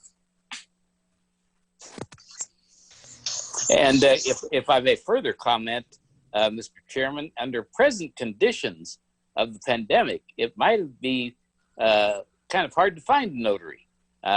We can't go into banks. We can't go into the libraries. Those are two places where notaries are found. Yeah, and to that point, and I think it was relatively functional prior to COVID, but I think COVID really showed us how not functional it is under these circumstances, because a lot of complaints were actually filed, my understanding is, were filed in the police department, and I think the police department had a notary present. Certainly there was one present in the city building. But when the city building closed due to COVID, it created exactly that kind of, like, where do we go, who do we go to? And I think, I mean, nobody's arguing to the contrary, so I don't want to take up more time than we need. But there's really no need for the notary requirement. So I'm sorry, go ahead, Scott. No, go ahead, Ricardo. I'll follow you. Well, I'm gonna go much beyond, because I think the notary is the minimum we can do. The other fact is that we ought to put this complaint form everywhere we can. Why isn't it a Google form in which people just go in and put it in, and then once we've received it, then we can do something more formal, to verify the person, whatever else. But I would even go, as I was reconsidering, and a lot of suggestions by people, I recalled that one of my years of experience was in literacy. I am surprised. I read every complaint, I think, like Ms. Chong, I read every complaint of the last 2 years. Number one, it takes a lot of guts. Number two, it takes particular training and conformity with the system as to how to put forward a complaint. And then the most basic is it requires a lot of literacy. The form requires that you know what there was one in which the person just said, I had trouble with this date. You didn't write the date, didn't write who, didn't write, because all they had was a straight out grievance that should have been recorded and doing. So I would even say, let's get rid of this very fast, and let's start considering how do we make sure that the less literate, less educated, or other barriers are also taken off, so we can get to the real amount of people that might have something to say, but right now we have stronger barriers. Yeah. Megan. Related very much to what Ricardo said, the barriers, I agree it should be made into a Google document, but however, the biggest barrier I see, I have been teaching students that are second language learners for the last many, many years. The form isn't available in any language but English. And we don't have any, and this is something, and that, again, we've spoken about in the past, and perhaps this isn't the exact moment I should be mentioning it, but we really need to find a way to go out into the community, to our trailer parks, to our lower income neighborhoods, and we need to do it at times when these people are going to be available, so that we can let them even know about the form, help them either fill it out or train them on how to fill these things out, and make sure that all of these forms are available in not just English, and honestly not just Spanish, but also French, and any other languages that we might need them available in. And we need to make sure that or at least I would like to make sure that is made clear on the form itself, if you need a translation of this form or anything like that, and that we have people that are available to assist with translations if needed. I'm not sure how that would be done, but I would just like to start making it part of the conversation, because we have such a diverse community, and we really need to see to the needs of our entire community and make sure that their voices are being heard. Yeah, thank you. Scott? Yeah, this was a Donnybrook when we set this whole thing up. And as I've told this group before, there may be new people listening. Todd and Legal had a strong opinion about the notarization. And I don't know what kind of precedent system they were trying to set up. I don't know law like that, but that's just how this got there. And at the time, we were actually having some real interesting conversations about what was a complaint. I mean, should you accept a complaint that should every note, a field note that an officer makes about an interaction, does every one of those turn into a potential complaint? I mean, we had people from the community advocating that this whole idea of complaint should be very broad. So that was kind of what was happening. The other thing I'll note, contrary to what we heard in public comment, the form is rapidly and readily available on the city's website. You go to police, file a police complaint, it's right there, bang. But it is only in English, in spite of the fact that our internal documentation says that it will be available in Spanish. So we never got that done. The thing I'm concerned about, and I don't have an objection to making this change, because I was one of the people that was, this thing just drove me crazy, the notarization as an obstructive sort of idea. And this is another one of these general areas I'm trying to mine right now. I've asked through Vasilia for a rendering from legal about how the union contract between the Fraternal Order of Police and the city of Urbana impacts all of the aspects of our ordinance, vis-a-vis the subpoena power, which we do not have and was taken out of our ability very early on by a rendering from legal. And so my only question about the notarization is whether that has there's any complexity there related to the union contract. Other than that, I think the easier that this can be, the better. And I think that's another rationale for making the HRO the portal. The police shouldn't be the portal. The HRO and our staff person has to be the portal. That way they can bring in all kinds of ancillary equipment. I mean, King School 15 years ago had 27 languages on t-shirts. If somebody comes in and speaks Somali, we should be able to help them in some fashion. But I don't believe that can happen under a complaint filing at UPD. That's not the right environment for that to happen. So anyway, just a couple of thoughts on that. I certainly won't stand in the way of a motion to remove the notarization requirement. So.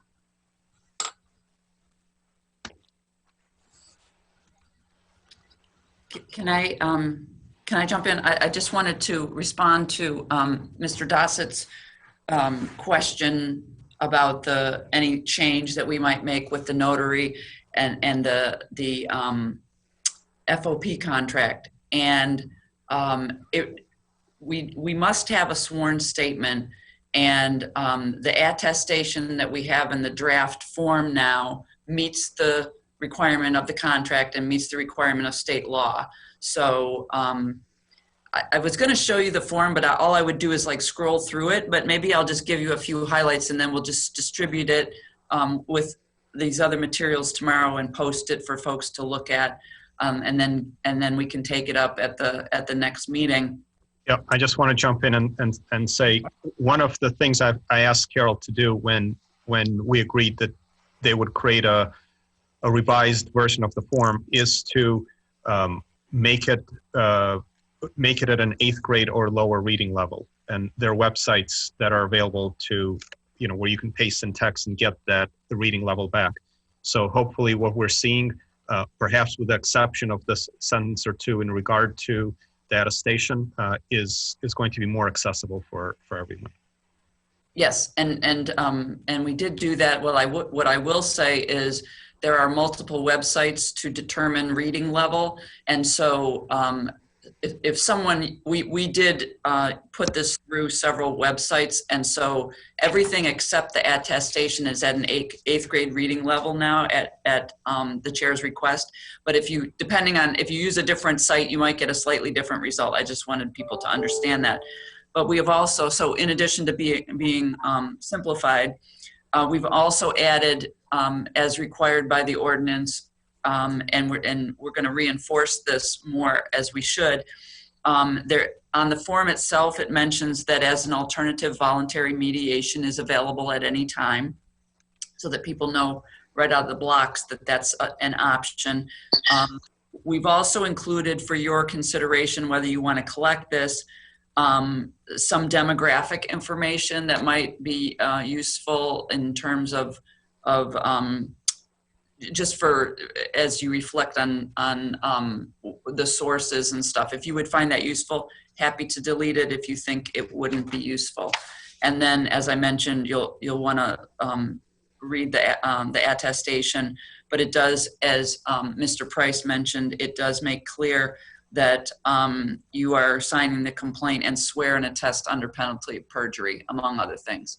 So, so anyway, you'll see that tomorrow. Sorry, I thought you were going to put it up on the screen for us. I was going to, I can, let's see. I've never done this before, so I hope it, oh, here's how it works. Great, cool. There we go. Can everybody see that? Yes.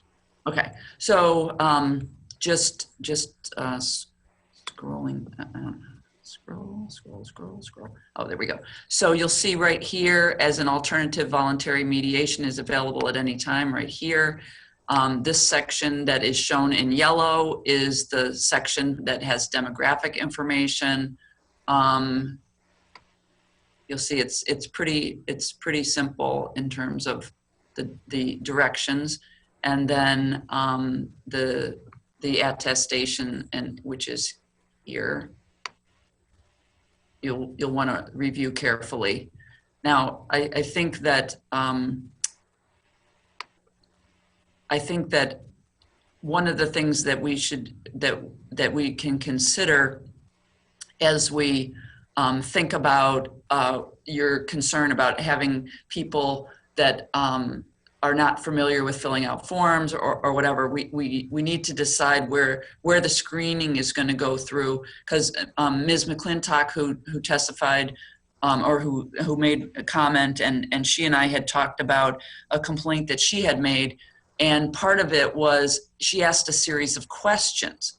So you know, there needs to be a screening process in the HRO or somewhere, and we can talk about where is the most appropriate place to make sure that the complaint is in a form that it's ready for a response, because a series of questions is not the same as a complaint. So I just use that as an example. There will be others where people don't articulate it, maybe in like, what policy are you suggesting was violated? That we might not know what their concern really is if they just describe something that happened. So I think there's more discussion, and I don't know that could be embodied in the form, but it certainly would be embodied in a screening process. Scott. Carol, could you pull that form up, please, to the top? What I like about this is the third paragraph should be submitted to the City of Urbana Human Relations Office. So the public can take note that this change would mean that UPD would not be directly, at least, receiving complaints from citizens. That we're trying to get that into another domain that's not directly related to the front office and having to get through the door and sliding the piece of paper underneath there. Wonderful, thank you. Yeah, and we completely support the single point of entry into the process, because you're right, it's confusing, it's not appropriate. There is a screening that needs to go on for multiple reasons, and we're going to talk about another one in a little while that I would like you all to consider. So so yeah, and we'll have to change the website because it doesn't fully explain that right now. I got a couple of questions about the form. Now, on the form, does it have to be an original ink signature, or can this be emailed, scanned in, faxed in? That's my first question. As long as we have, I think as long as we make it clear that if we decide that we're going to take electronic signatures or something like that, that if you are affixing a signature, then you are taking this responsibility for the accuracy of the document. Okay. And then the second thing is, are we, and I'm asking because I'm new, is there a reason you can download the application, correct? You can. Yeah, there are PDFs right now. Okay. Yeah. But it sounds like you all are interested in fillable forms. Yes, that's what I was getting at. And then is there a reason it cannot be submitted electronically? Or will we be able to do something like that in the future? When you say submitted electronically, I just want to be sure I understand, because I'm not Meaning I go on the site and I fill it out and I hit submit and it goes directly to HRO. I'm sure that we can get there. That's not the way it's set up right now.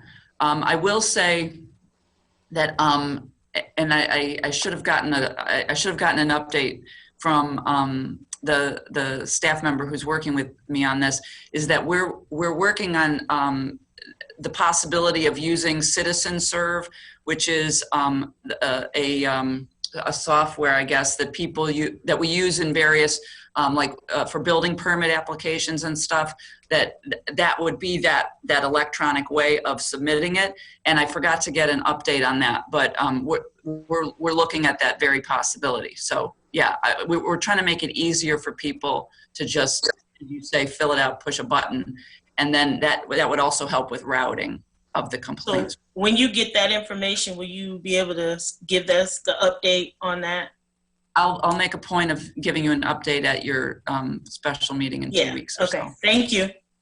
In the meantime, until a web form is set up, certainly it seems like the city should be able to receive the complaints via email.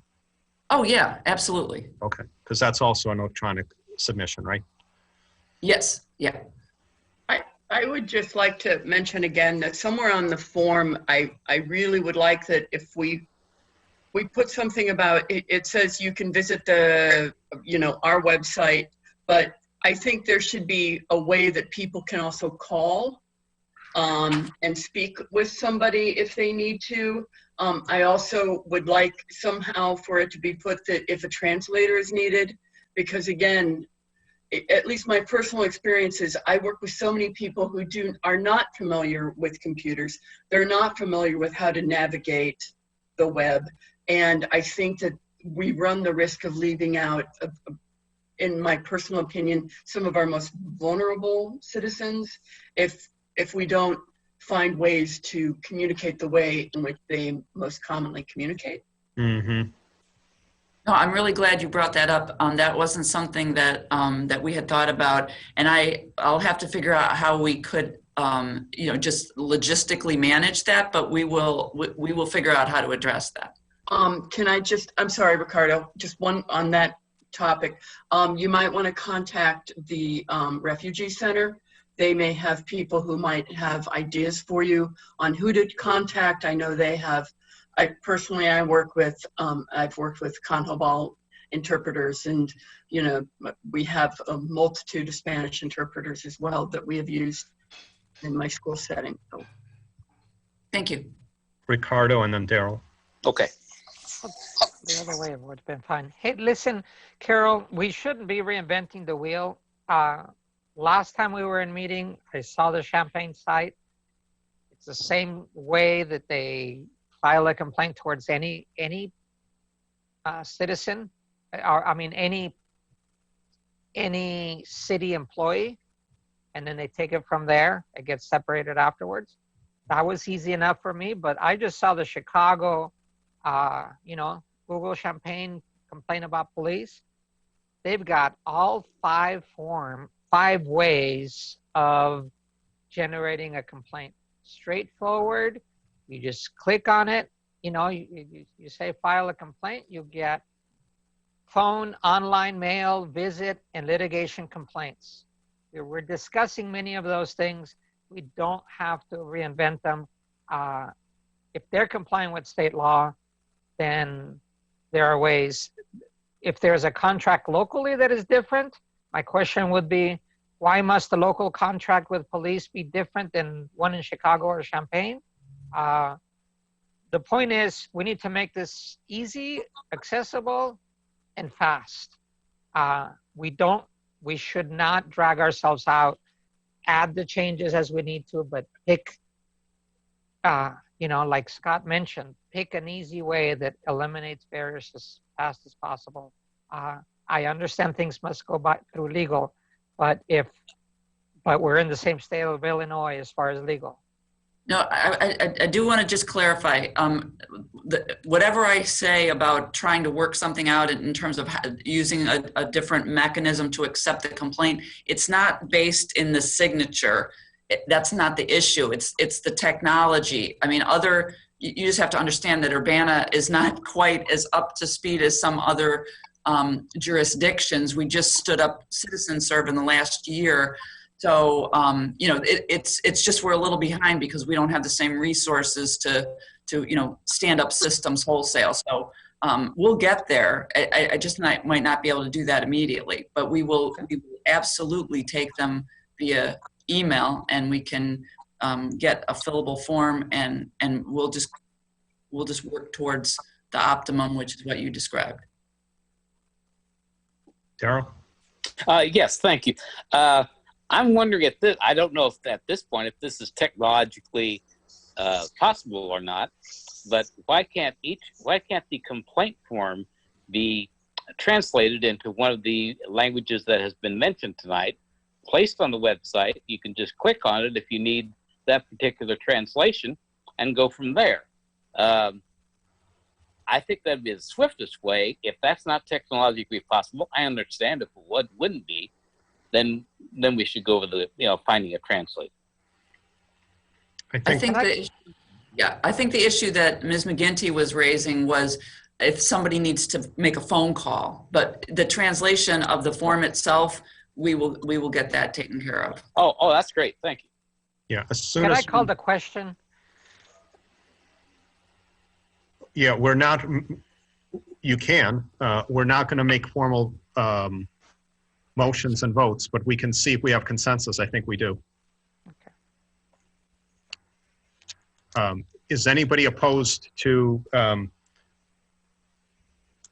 Well, so here's where we are. We were looking at getting rid of the notary requirement on the form, and then we transitioned from item B into, I think, item D.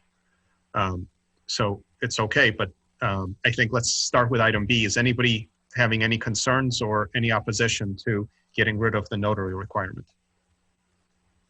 No. Okay, so I think we have consensus on that. And then in regard to item D, we're not going to be making a decision today. Carol will send us the forms. We will review, and when we reconvene, we can suggest amendments or take the wording and approve it. Is that consistent with? The one thing I would say as I realize it, what we have for you is the complaint form itself. We haven't done the appeal form yet, so we'll follow up with that.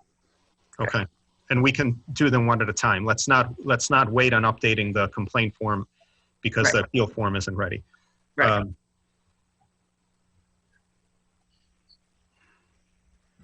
There's an appeals form on the web. The revised form, Scott, in which the language is simplified. Well, I didn't know. I mean, the last time we had a meeting, we were talking about appeals forms, or I was talking with someone. I'd never seen an appeals form. I didn't know one existed. Now one does. No, I think we have used them before, Scott. So they've been part of the packet as people went up the line. So maybe just hadn't paid attention to it, but I'm pretty sure it's been in my hands at the meeting. Okay, well, we're going to talk more about appeals, I think, as we develop some of these other topics. So I'll let it lay. But I did note that they are on the form, they're on the website, and most importantly and appropriately, there's a real easy conduit from the CPRB homepage to both of these forms. And prior to my last login, which is today, I've been away for a couple of weeks, you really had to drill around and hunt and peck and go to the police to get to it. So thank you for getting a link, not only a clear link from the police side for appeals and complaints, but a clear link from the CPRB side for appeals and complaints. So that's great. Thank you.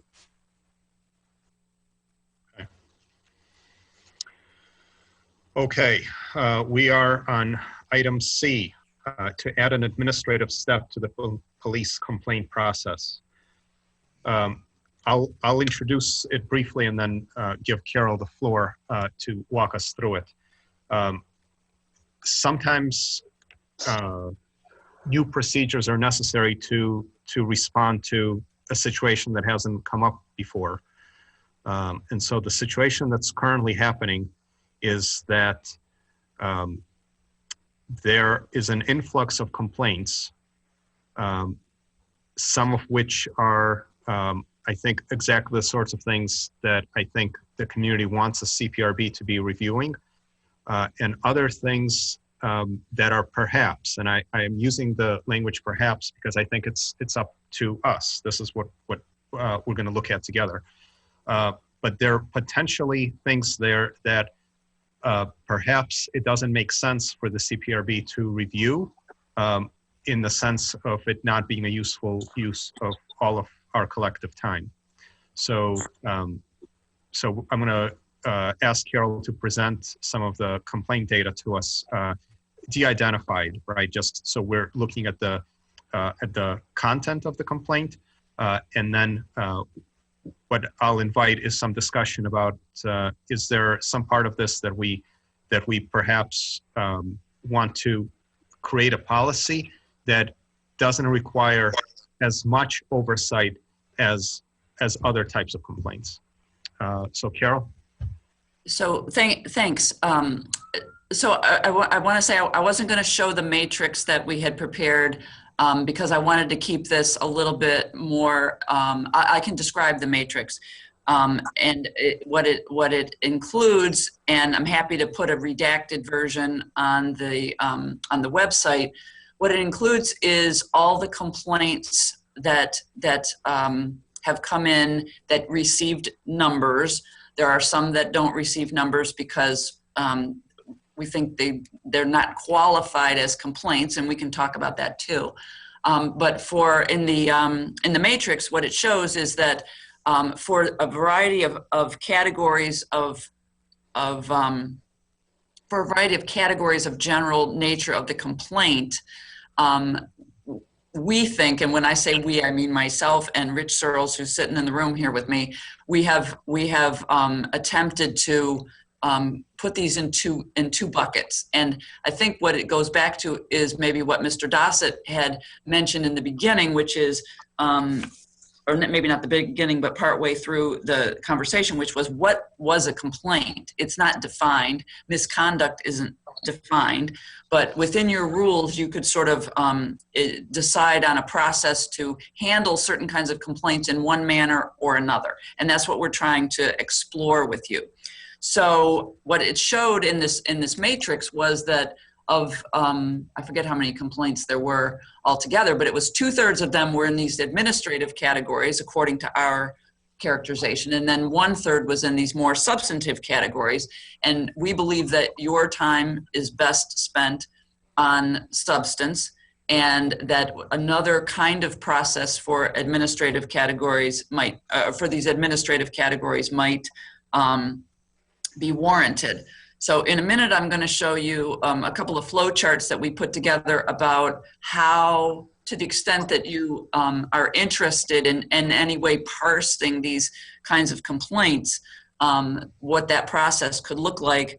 I've put together, Rich and I have put together a list of potential categories, and some of these are based on actual complaints that we received that we think were more of an administrative nature, and some we went into certain policies of the police department that we think, even though there's a policy associated with it, we also don't think it would be worth your time. So let me just read through that list just to get you thinking about what those categories might be. And I can circulate all this. So some of the potential categories: a technical violation of the CPRB ordinance. So if there were untimely responses or alleged untimely responses, smoking by a police officer or use of tobacco, the officer's general demeanor or behavior, use of seat belts. An individual didn't like how a call was handled or that they didn't get a timely call back from the officer regarding an incident.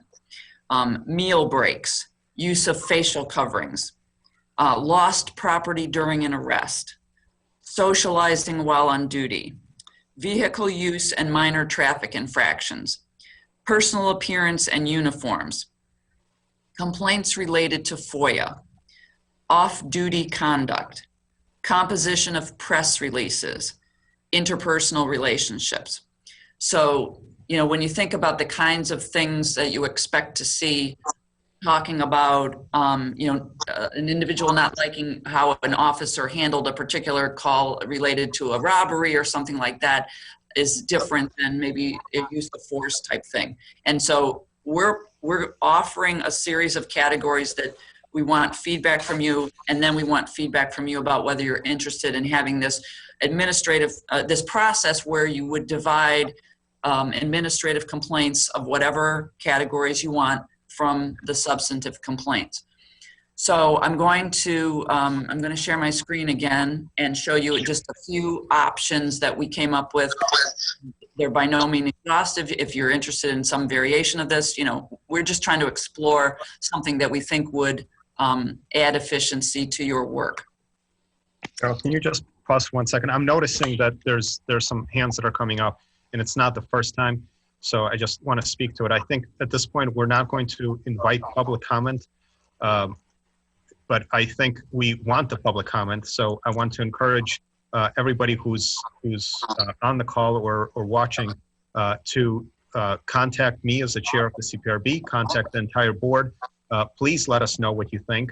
And I've been also spending time setting up individual calls and walk and talks because I really want to hear from everybody in the community that wants to talk to me. And then, of course, we'll have another opportunity for public input at the beginning of the next meeting. So thank you. Well, and I would add to that, to the extent that people want to make suggestions, if they get them in prior to the meeting, we can adapt and then present you with revised materials. So that could be useful too. So, okay, let me see from the beginning. Okay, so these are what we're calling administrative versus substantive complaints, and we've developed 3 possible options. You may like one or want to adapt it, or one not want to consider the whole thing. So the first one would be driven by the HRO. So the complaint would be filed. It would go into the HRO as the single point of entry, and then the HRO would review the complaint and classify it according to these predetermined categories that we agreed to. And so it would either go the administrative route or it would go the substantive route. If it goes substantive, it goes through the normal investigation and the CPRB process. If it's determined to be administrative, there would be an appeal. In this model, the appeal of the categorization of an administrative complaint would go to me as the city administrator. And then I could then reclassify it, or I could say, no, we're sticking with administrative, and then it would be an internal police review and disposition. So that would not, that would no longer involve the CPRB in that particular disposition. So then there's the HRO-driven process that has oversight from the CPRB, more like real-time oversight. So the complaint would be filed, the HRO would classify, and then the administrative complaints would periodically go to some composition of the CPRB for review to make sure that you agree with the classification. So that could go to the full board, that could go to the chair, or that could go to a subcommittee that you would designate. And then again, it could be reclassified or it could stay administrative, and then it would be disposed of internally in the police department. And then finally, a more active role for the CPRB in doing this classification would be that the CPRB, the complaint is filed, and then we would basically, the HRO would come to you on a regular basis and say, here are the complaints, here's how I've parsed the complaints, but it's really for you, CPRB, to decide what the proper classification is. We've offered our recommendation, and then the classification is made, and then they take their tracks through the process. Either it's substantive, goes through the whole regular process. So it would go back, the CPRB would categorize it, and then if it's substantive, it goes back to the police, or it would be forwarded to the police department for an investigation, and then go through the whole process that way. Otherwise, it's administrative and gets lesser level of participation from the CPRB. So that's the gist of it, and I'm happy to talk about any of that with you all now. Thank you. For me, and there's I think a lot here for us to talk about. For me, something that's missing from all three flowcharts is some degree of oversight from the CPRB. So even if we agree that there's certain categories that are most appropriately dealt with internally by city staff and police, I would want there to be still some kind of record keeping of those complaints along with the disposition that would then be available to the CPRB in maybe a quarterly report or in some kind of feedback loop, so that we have some way of tracking what's happening, that there is some kind of follow through. And if we have concerns about a particular case, that we can still kind of look into what's happening there, even though we've agreed that it's not a CPRB issue. Okay. And that's sort of my initial reaction. And I think what we, obviously we need to get everybody's input here. So I open the floor to the rest of the commission members. Well, it seems to me as if the second and third options that Carol's submitting provides for that, Mikkel, but these are brand new things that I'm looking at here. Certainly the one HRO driven process links us in after any decision on an administrative or of course substantive level. And I can't flip her screens. I can't flip her screens, but this one, of course, the next one would have us funneling everything.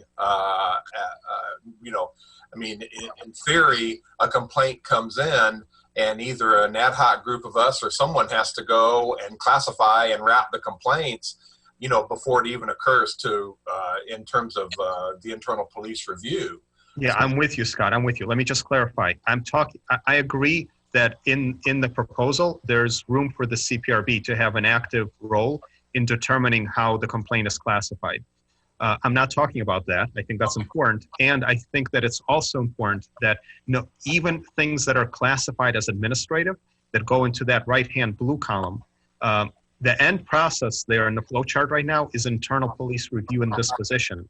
There's not any indication that the CPRB, that there's any kind of feedback loop to the CPRB after the fact about the disposition and like whether there was some kind of follow through, et cetera. And I think we need to be able to track that as a board. Gotcha. Yes, I agree. Yeah, you're right. You're right.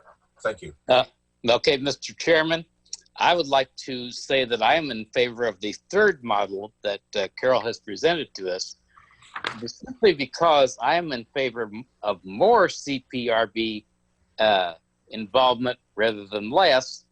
And I do agree with the chairman's comments regarding a loop back to us of any internal police review and dispositions. That should be standard through any model that we might see fit to adopt. I would also like to say that this is, from my point of view, a point of departure, and that we may need to revamp it at some future date. But I think this might be, model number 3 might be a good place to start. Thank you. Could I just No, add Ricardo. a comment to Mr. Price's comment? I think whatever we do is just something that we will try and then see how it goes and then refine it or scrap it or add to it or whatever. I think this it's we're trying to manage the workload in a way that makes the most sense for everyone, and so we can try something and then we'll find out it either does make sense or it doesn't, and we're not and because this would be under your CPRB rules. It wouldn't have to go back to council or anything. It's just how you want to manage your own workload. Yeah, and I want to clarify, especially for the members of the public who are listening. This is not an attempt for the CPRB to reduce its workload. We're actually talking about increasing our workload. So in the 4 years that I've been part of the CPRB, the board has been exclusively, except for TASER reviews, exclusively an appeals board. So we were only reviewing appeals. We're about to embark on a number of changes that I think are designed to create a much more involved CPRB in which we're active in all complaints rather than just the appeals. And so again, this is, we're expanding our oversight, not reducing it here. But given that we are expanding our oversight, it makes sense to create more clarity about what sorts of complaints we want the full CPRB to review and engage with, and if there are categories of complaints that maybe do not require the entire board to be involved. So that's, I just want to make sure there's a shared reality about the context in which we're looking at this. Ricardo, you're on mute. Okay, I hear you, Mikhail, and yes, this is part of the change, of the structural changes that we're considering, right? So it'll be good to hear outside comments, but the context was good. I want to take a step back just for a second because we have Carol here present, and I think it makes sense. The complaints against employees of the city, as far as I can see right now on the website, is an online form that says if you have something to say, positive, negative, this is the form. I'm looking at urbanaillinois.us/citizens-voice. Mm-hmm. And so there are sometimes things that have been coming up that are, for me, complaints about you, about the clerk, about anybody else. For me, those are complaints that that are not relevant to CPRB unless it's about an investigation or a specific case. So I can see that, because whatever we do here, as far as our model as to how much we see, there needs to be a place for us to, as we classify administrative, police or otherwise, it needs to go somewhere that, I agree with Mikhail, it needs to come back for us to review. But I see these parts, these changes, as they are proposed, part of, we need to get through our backlog and then set up a longer term structure changes. So I would say we should do, like Carol said a little bit there on, let's do some changes that will enable us in the short run, but at the same time, start looking at what other changes need to be done. There were some really good, not the proposal, the one signed by so many people. The petition. The petition, thank you. but also in other public comments and other emails we've been receiving. There's a lot of really good ideas that need to be put on a table, categorized, and then brought back as to how do they fit a model of police review. And I don't want to get too caught up on choosing something as if it were final. Let's move fast. I think Daryl's true. This is the time to do it. But the long-term stuff really needs consideration, and it might need approvals, and it might need legal and whatever else. Let's do as much as we can within the parameters that we have in front of us. Move on them. Yes, make some mistakes, but with a good intention of checking ourselves so that we can put those in the bucket for the long term. Yeah. Yeah, thanks, Ricardo. Carol? One of the things that occurs to me, because complaints were not defined and because misconduct was not defined, is that, using this process a little bit before you get through the full, this idea of parsing out some of the existing complaints, that when you get to the point of revising the ordinance, you might actually have some actual experience handling different kinds of complaints in a different way, and you might want to say, we now think we know better how we want to define misconduct, as opposed to any violation of a police department policy by a sworn officer. So I think there's something to be said for perhaps piloting this, because I think we'll all learn something from it. Mm-hmm. And my understanding, and this is in relation to Ricardo's point, again, the Open Meetings Act prevents us from, really having any kind of dialogue outside of these open meetings. And so, we've all been thinking about these things, but we haven't really had a chance to engage with them as a body. My thinking in terms of working with the city to set the agenda for each meeting is that there are three categories of, apart from the reviews themselves, there's sort of three categories of agenda items for us to look at and see if we want to revise. The first is how we reinterpret the ordinance. Can we interpret it differently that I think is more consistent with what the community wants us to be doing? But that doesn't actually require changes to the ordinance, right? So all of these items here today, and that's where it made sense for us to start, because we can just do that without involving the city council. So that's the first category, and there are more items in this category than could fit on today's agenda. The second category are recommendations that the CPRB wants to make that are they're recommendations to change the existing ordinance governing the CPRB. And my understanding is that the mayor and city council want us to engage in that process and are looking forward to receiving those recommendations from us. The third category is even more complex, which is, I think I want us to be examining the ordinances governing the way that the city that Urbana is being policed. And possibly make recommendations to the mayor and city council in regard to those ordinances. And so that's the third category. And we'll make our way from one category to the next, to the third, I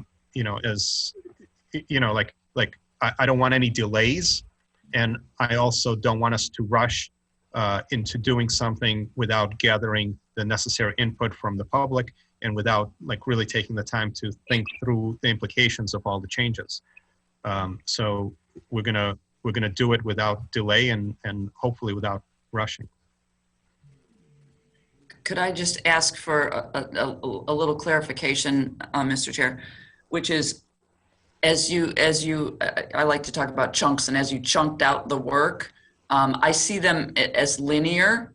So the most expeditious thing to do is to work within the existing ordinance and, as you say, reinterpret and carve out, things that you can do with your rule making, your rule setting rules for yourselves. And then the next chunk of work is to offer amendments to the ordinance itself. And then this last chunk of work, which is a very big chunk, has big implications as you put it into the context of the overall, how do we want to approach public safety and policing in the city.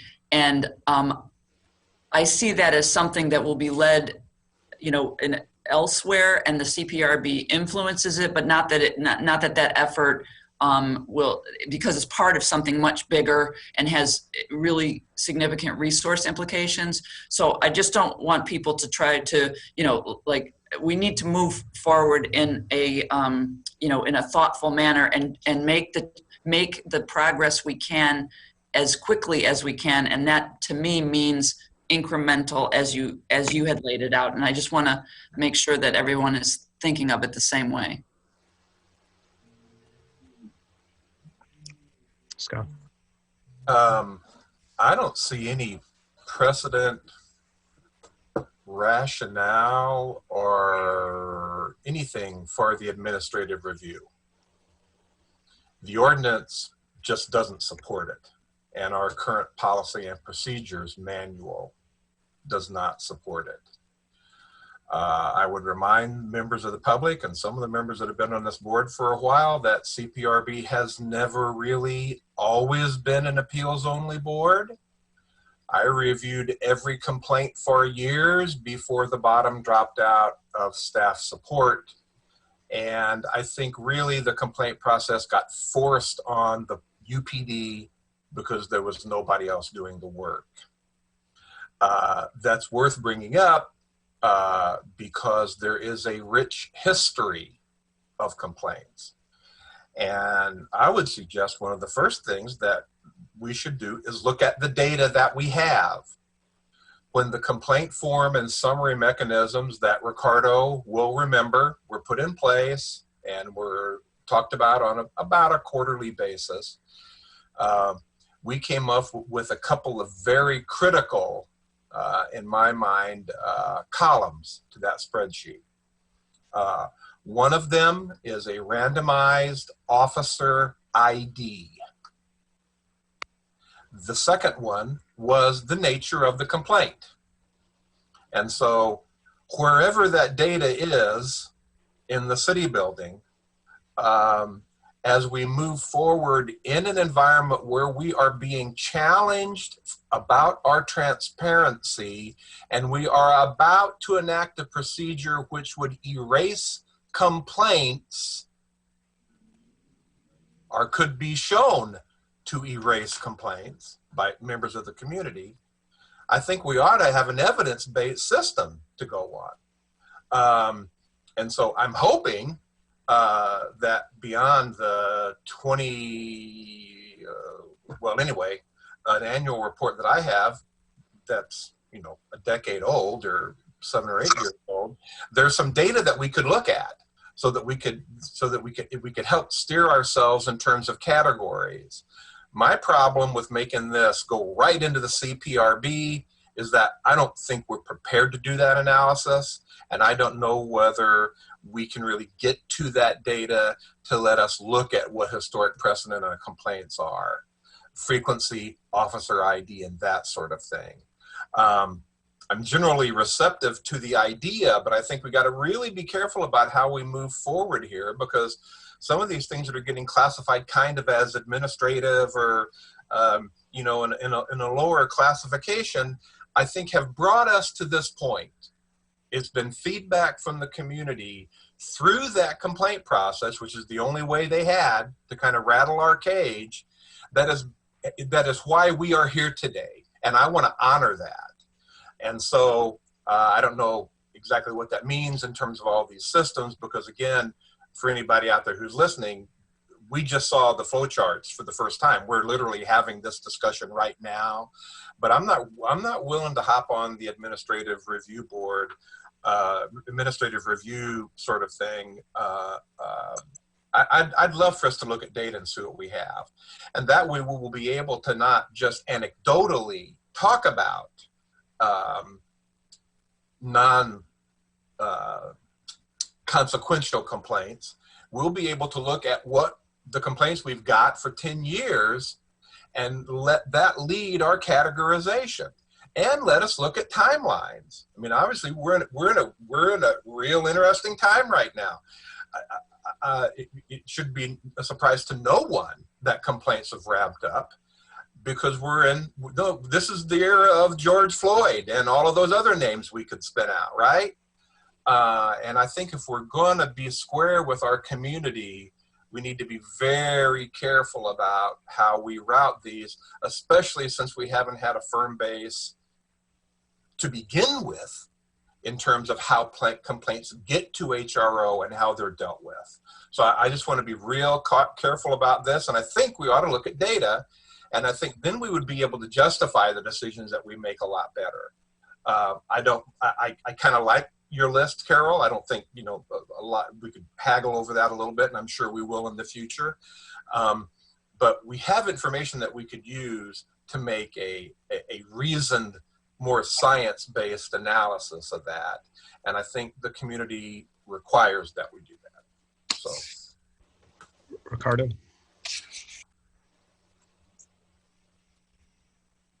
You're on mute. In general, Scott, I'm in agreement. Data is an important thing. It should jive with what we want to do. In this case, though, the website provides, at least our internal website, when we can see all complaints, it provides the last 2 years of complaints in the full complaints listing. As we know, few have made it to the appeal process endpoint, which is us, but they've been accessible to us. And if you and I wanted to sit together with that list, we could probably look at that data as is. Going back 10 years or whatever else means that the present staff was probably not here, and to call that into question would just provide a ghost for us to be shooting at, because we're never going to hit it. Carol's period, I don't know how long you've been here, but it's been a relatively short time. And judging from what I see in the city, it's a skeleton crew, even for the police going out at night. And that was my first realization when I did a ride-along. 2 officers that night patrolling the city, plus a sergeant somewhere in the building taking up. That blew my mind. We are a one Walmart town, and therefore the taxes and the number of personnel just do not jive for a full consideration every time. We have to do things as we see the best knowledge in front of us. So for me, that's the last 2 years. The last comment just has to do with of the changes that fit within our realm, even right now. And I think the proposal group from the citizens has put forward has very good points. Some are based on they just didn't know. There is no written record of all the complaints. Well, yes, there is. We were presented by them. We saw them every time that we met. There was only 2, there was only 5, and the disposition of them came forward. Those are easy to report. But the fact that we haven't gone to the council, our chair, to say we have 5 pendings. The last time we reviewed 5 tasers, and one was actually an actual trigger. Then those are easy to take care of, and we ought to, only at minimum for the responsiveness, but 2, to set the record clear so that we're all working on recommendations that are validly based. And that's not quote data, that's information that we all need. I don't need to turn it into data. We just need to all be based on what are the facts. And it's available to us so that the proposals that the citizens are considering get enriched by that information. And they're easy to do. We can go back and just feed everybody the same water so that we're not confusing what the long-term issues are. So I'm supporting you, Scott. It doesn't sound like it, but we can do it very fast and actually satisfy everybody's appetite for doing change the right way. So I want to check to see if I'm following, Ricardo. You're reminding us that, of course, as commission members, we have access to an online portal where we can review the complaints. The public, of course, doesn't have that access. You're suggesting that we pull together a summary table, just to let people know what has been happening in regard to complaints for the last 2 years, let's say. Yes? And make that publicly, post that on the city website. No identifying information, I think, right? Our goal here is to inform the community about the nature and frequency of specific kinds of complaints. Yeah, I mean, that's what the annual reports, which we haven't done, are supposed to do. The final page of those was a matrix, actually with the randomized officer ID removed, of that kind of information: times, dates, infraction, maybe some demographics. I'm not sure. I think Ricardo just offered to look at the last 2 years of data with me and play around with it. And actually, I want to do that too, because there are some. I'm finding some things that aren't in the portal that I'm hoping are there. Of course, I'm trying to recreate the system that was available, back in the good old days. But there were a couple of cases that I couldn't find chief response letters for. I at least want to tease that stuff out and see if that's in the system somewhere, so that we can literally open a complaint with the complaint form by the citizen and close it with the response letter from the chief. And it is in our purview to hold for I think 5 years, some of the internal investigation reports. I'll be perhaps redacted. And I want to check that. And I haven't been able to spend much time on the portal in the last couple of weeks. So, Scott, but that information, while it was not codified in a report, I mean, we went from Todd to Alex to nobody to Alex. And then eventually we got Preston for a year and a half or 2 years. And now it's been partially put on Vasilia, but she has the other jobs too. So part of it has been that we haven't had the staff, but again, we're such a small town that pulling together this is not a big deal for us. And as we've discussed it in meetings and we've gone through every line, the thing that we have not done is put it in a spreadsheet to say we did 5 of them and our chair was to report. So I don't think that this is beyond us, whoever. I'll work with whoever to do it. Volunteered you and I for an ad hoc committee to do it, but I don't know if you didn't hear that. I know, and we've done that before. I accept. Yeah, well, there you go. He accepted, I didn't yet. But No. I accept Scott volunteering, Thank you. and I would be grateful if Ricardo joined him, but obviously that's his discretion. Yeah. I mean, if the portal is going to be the mechanism by which we transmit these, then I think it's incumbent on us to look at the portal for completeness. Yes, and actually we'll be able to. I'm sorry. Yeah, and I've trolled, and I've looked, and I've moved forward, but you really need a systematic review. No, actually, the systematic will be for us to create a little matrix to say this is missing, and that'll be probably on Carol's hand to say these 3 documents are missing. Make sure you put them on there because we're going to fill up our matrix correctly and fully. You're describing a kind of audit, and I think that would be useful. I want to say.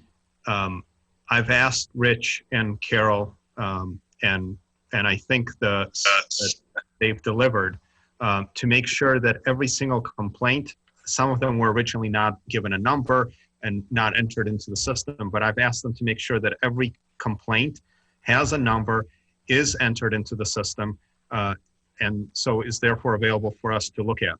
And again, I think we are starting to move towards some kind of CPRB oversight of every complaint. So a couple things. One is that, I had mentioned a matrix earlier that we were going to redact, and it was going to show how many of these complaints we had put in our admin category versus the substantive.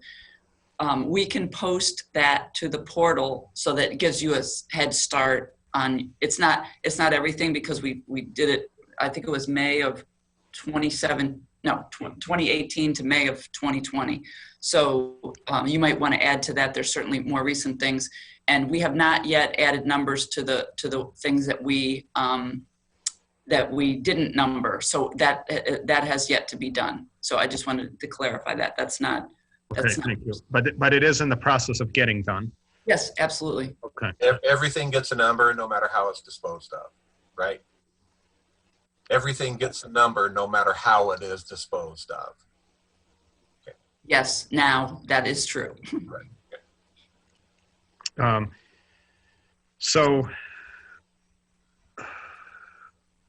we're not voting on anything. I guess, I'll make public where I stand on this. In the categories that Carol outlined to us, there were a number of things that my reaction was, oh, absolutely, the CPRB should be reviewing this. Complaints about the demeanor of the law enforcement officers, complaints about lost property, and I think complaints about off-duty contact. This is not an exhaustive list. I'm just saying there are definitely things in that were listed that I think we should be looking at very carefully. There were other items, other categories that Carol listed that personally I think would distract us from the job that I think the community wants us to do. I don't know that an officer smoking is something that the CPRB wants to review. I don't know that not use of seatbelts is something that the CPRB needs to be reviewing. And I think there is room for us to really examine category by category the things that we think might reasonably be placed in this administrative category that would still be engaged by the city and police, still investigated, still responded to, and still have some oversight by the CPRB, but not undergo a full review process.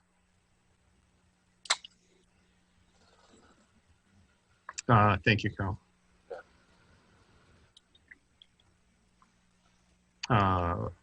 Yeah.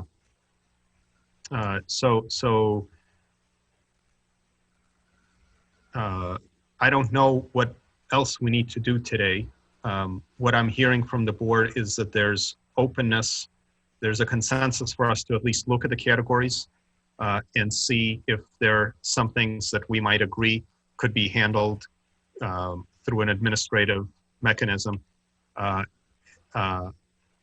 think I'm not hearing any opposition to my request for there to be in the right-hand column still some kind of feedback and still some kind of mechanism for the CPRB to look at the dispensation of administrative decisions.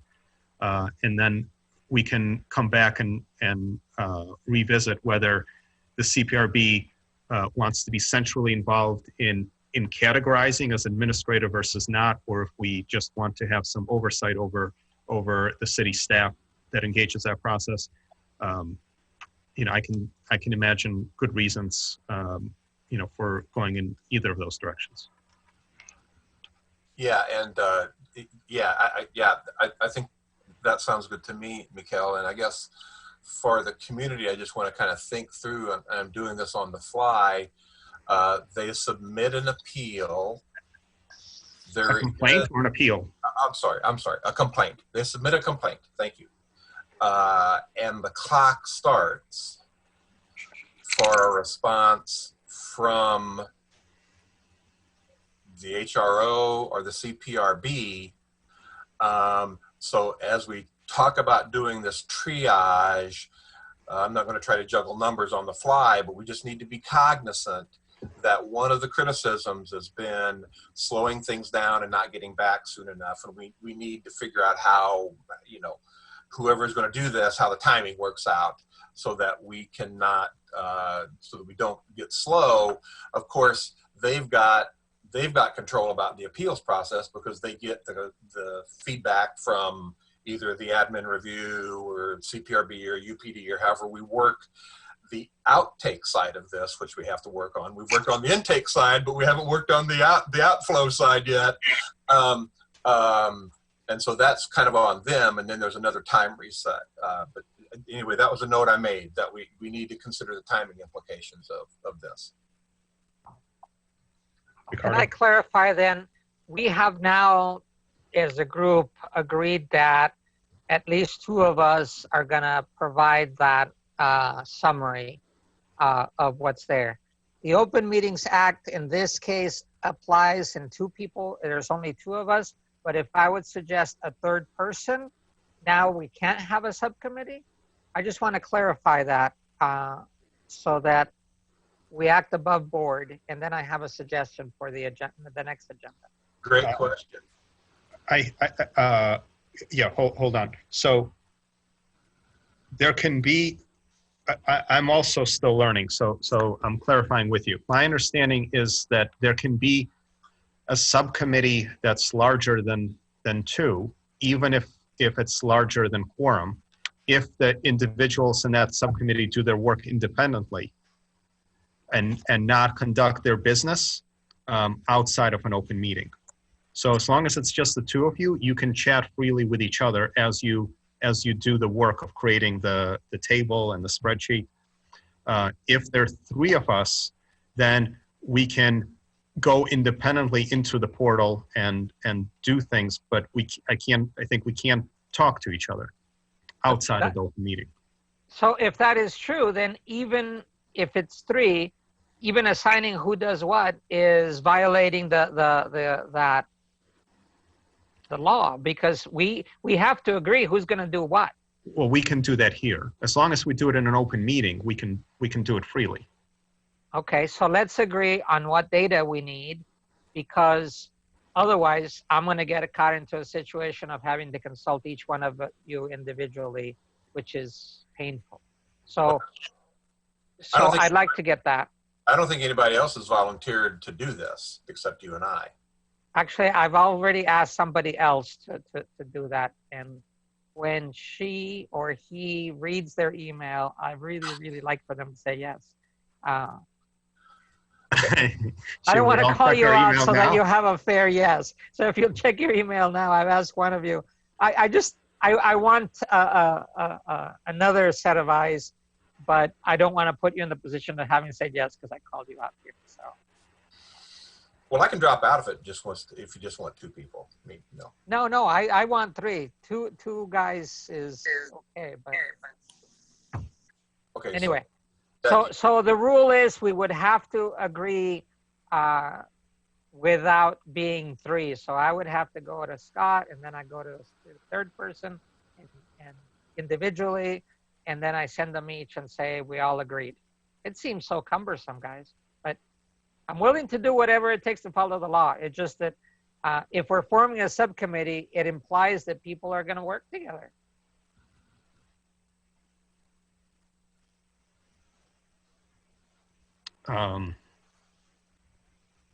Can I ask city staff to check, since we're a member short, we're a group of 6. Is 2 the most that we can have without working together, without violating the Open Meetings Act, or is it 3? No, I think it's 2, but I'll check. But I'm 99% sure it's 2. I think it's 2 also. So then I think let's leave it at 2. If Ricardo and Scott, you're willing. Okay, the last 1% of my certainty is kicked. Is what? We lost Carol. Lost Carol. Whoops. Can't hear you, Carol. We lost one. I don't know if you heard what I just said because I think my computer locked up. Okay, the last 1% of my certainty kicked in. I got a text, and the most that can meet outside of the open meeting is 2. Okay. Okay, friend, the one that got the email, I know you responded, but you're off the hook because of the rules. So don't consider it any longer. We'll be okay. We can very quickly reach a consensus here, I think, in terms of like what the two of you are looking for. I think what would be useful, and others please chime in, I think what would be useful is a table of the nature of the complaint with a frequency for each type of complaint, right? So if there's, I mean, you'll have to make your own categories, but if there's a complaint about improper use of force and there are 3 of them in the last 2 years, then we know that that's a category and there were 3.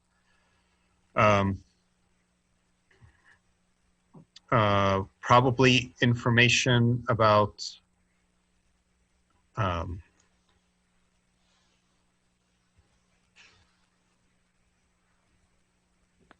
Okay, so let me read you a list for you Yeah. guys to react to.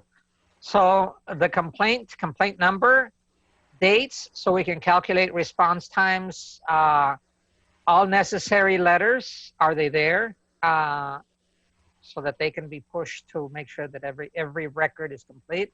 The disposition, I would like officer number, but I know they're redacted right now.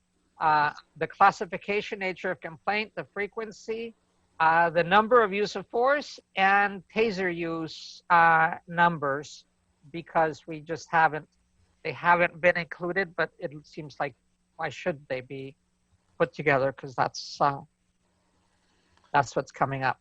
The only thing I think is missing is some kind of data about whether the complaint was upheld or determined as, and I don't have the language in. Yeah, we've been calling it disposition. And let me say right now, I hate the disposition categories. We should be straight with the complainant to say, you know what?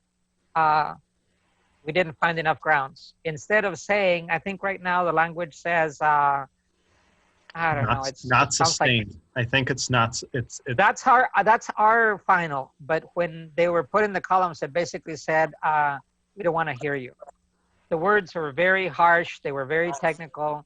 We need to be kinder. But we'll come back to that once we bring it back. Okay. Okay. Yeah, that sounds good, Ricardo. In terms of the spreadsheet. Yeah. Thank you thank you, Scott, for volunteering to work on this. I think we all need it, and I think the public needs it. Thank you. Since I'm in favor right now, I want to ask that we do something for either the next meeting or that we schedule it. We have a proposal. There was a bunch of people that have been getting together to put together ideas. I think that is exactly what Citizen Police Review Board should be doing. But why should we do it with 6? There's a bunch of other people who put together a proposal that we ought to at least consider publicly as part of a good, fair discussion, and or at that point then get to one of the 3 or 4 categories that you were talking about, work to do, and say where we think it should go. So that 1, we're responsive, but 2, it gets more heads into the work. So anyway, it's a proposal. And if you want, I'll put it as a motion.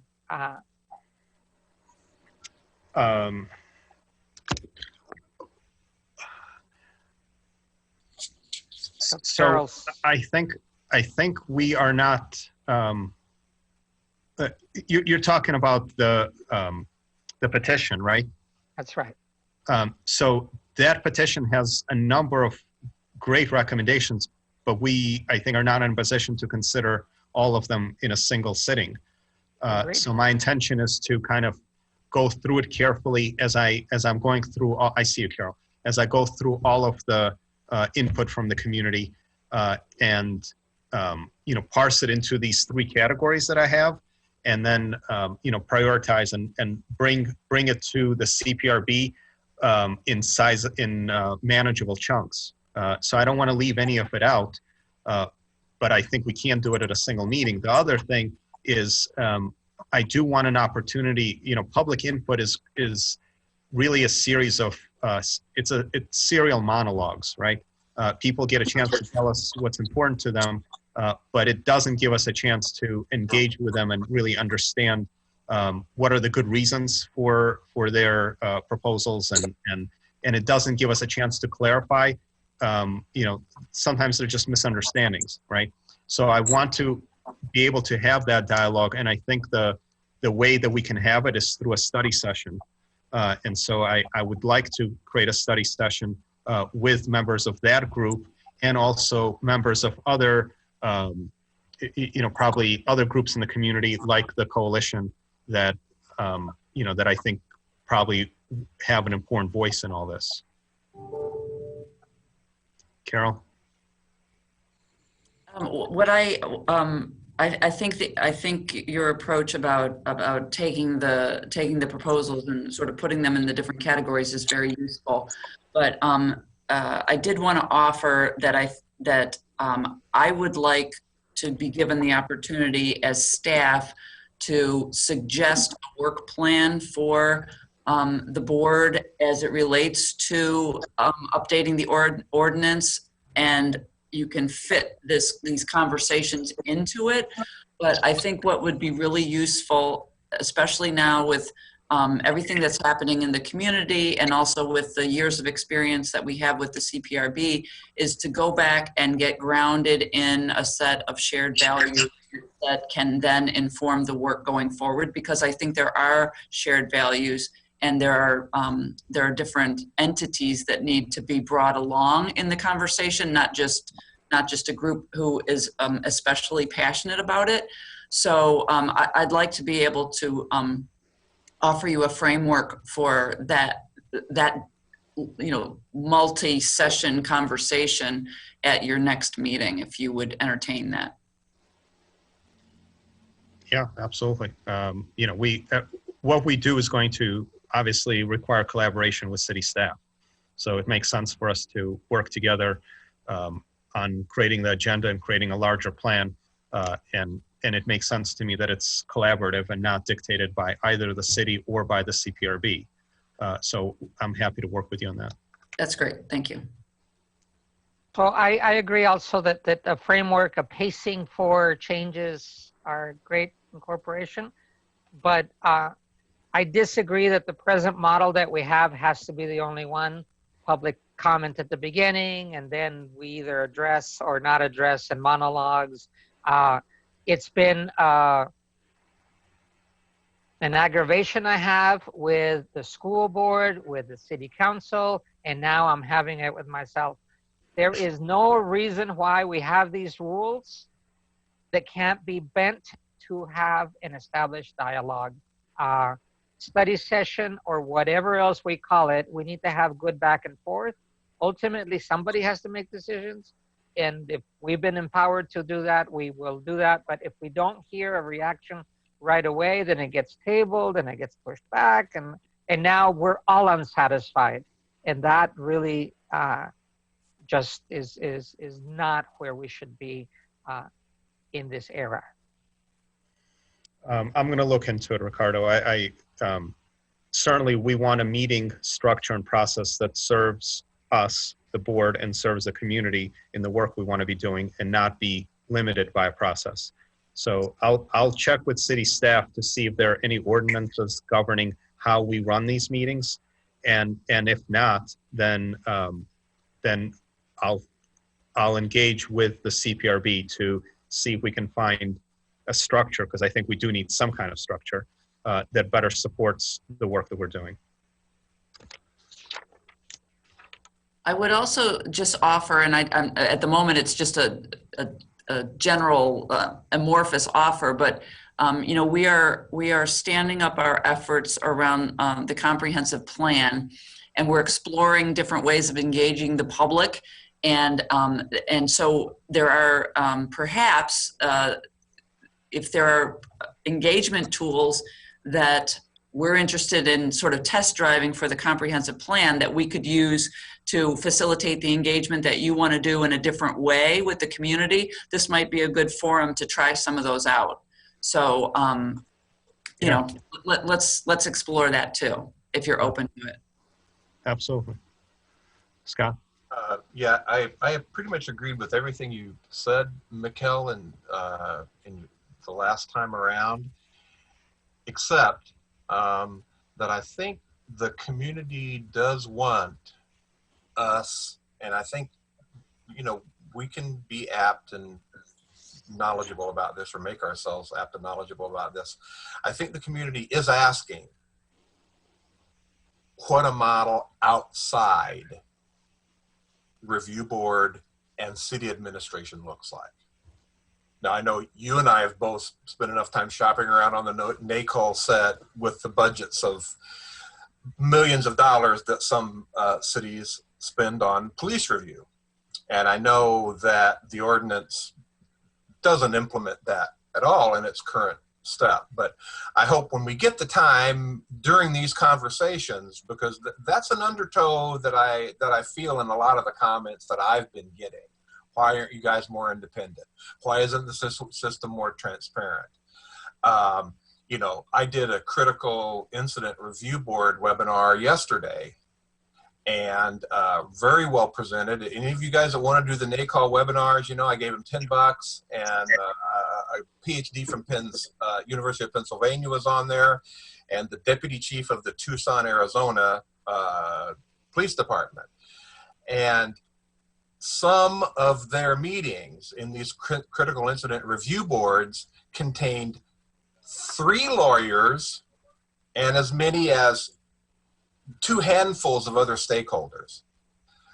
A massive outlay of capital to create that kind of independent system. But I think we should let ourselves talk about that. I think we're going to have to stay linked to the city unless we want to suggest a referendum or something like that, and a bond to do this, or however you raise money in the city. But I think that's the spirit that I hear in a lot of this comment is, why aren't you guys more independent? Why can't you guys do what you want to do? And so I want to make sure that when we get to category 3, we kind of can go there. So. Yeah, Scott, thank you. I first of all,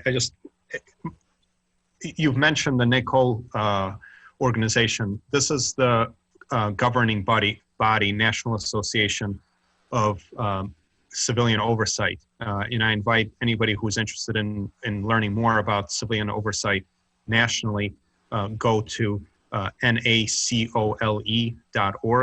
And there are just lots and lots and lots of resources that are available, and as well as all sorts of webinars that people can join if they want to learn more.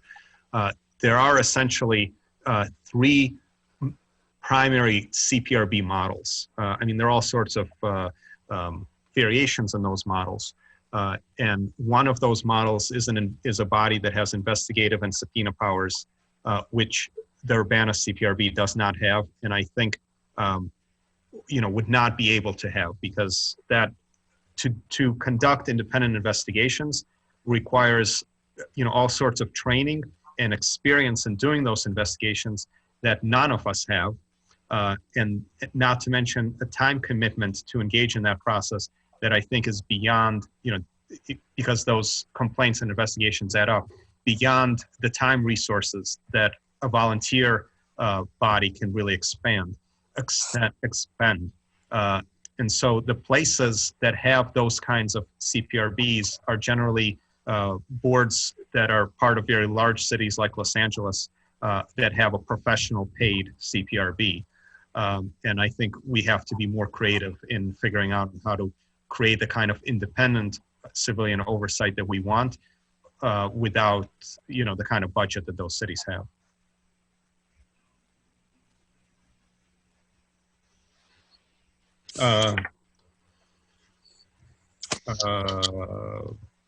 Are we ready to move on to item E?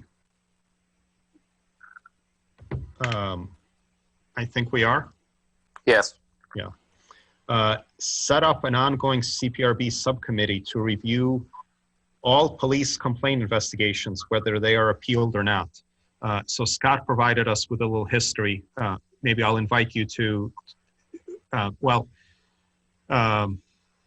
Yeah, Scott, do you want to say something more about kind of the history of the CPRB, because you date back a lot further with it than I do, and then I'll try to kind of take us into the current day and what, you know, and kind of expand what we've been doing. Yeah, well, sure. Thanks, Mikkel. Back in the day, in a locked file cabinet on the second floor of the city building were files that had numbers on them, like 2012-01. And they would fill up, and we were all tasked to review those prior to our quarterly meetings. And so when staff represented us, this matrix that I keep on referring to, in which Ricardo and I are going to sort of create at least a portion of it when we do this work, we could look at randomized officer IDs. So in other words, if you had 5 complaints and all of them were resolved successfully, but maybe officer number 5, you know, was in every one of them. Well, that's a trend. That's a pattern that you can look at in the data. And those files continued to grow as evidence was delivered by the police. The chief rendered his decision. If an appeal was made, then all the appeals information went in there. And so we kind of kept current with those. And that's the system that, thanks to HRO staff now, we're kind of facsimiling in the portal that we have. But I and other commissioners felt it was our responsibility to review 100% of those complaints, whether they were appealed or not. That's my suggestion to all of us now, because you will find that you'll get very used to kind of processing these, and you will learn a lot as you kind of see what happens through the process of that complaint. The tenor of the chief's letter, things that we haven't talked about today, and this may be a component of our spreadsheet, Ricardo, is what kind of administrative action resulted from the complaint. There's maybe an illusion that nothing ever happens if you fill out a complaint form. But in fact, on several of those final chief letters, there were notes like, and I'm making these up, these are close, you know, remanded to counseling for an officer, or retraining, or some other categorization, so that the complainant was actually notified. Yes, on point number 2 of your complaint, you know, we talked to this guy, we brought the officer in, you know, we did whatever we had to do. And so that kind of review, I guess I'm not really in favor of a subcommittee reviewing all the complaints right now, because I think we should all be reviewing all the complaints at least until we kind of get our feet underneath us in this new motif here. But those were the good old days. It was all hard copy, an administrative staff, gatekeep. We could not take pictures. I was allowed to take notes, so I could bring a legal pad and a pen in, but otherwise everything went back to the gatekeeper on the second floor. We all felt that it was our responsibility to review those. Very similar to the TASER display stuff, for those of you that have been on the board, you know, for at least a year or two, those packets were similar to what we had available to us. So I guess, is that good enough? Yeah, that's good enough. Yeah, thank you. So it's easier now because we have an electronic portal that we can access, password protected, so we can review the materials from our home. Yeah, I invite other comment from the commission members.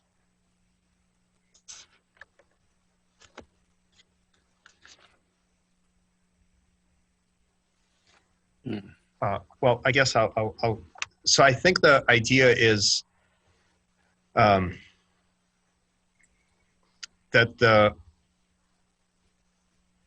the subcommission review the complaint, and if they see something that raises flags for them, then I think they would have the ability to trigger what would be the equivalent of an appeal, I think is what I'm currently imagining.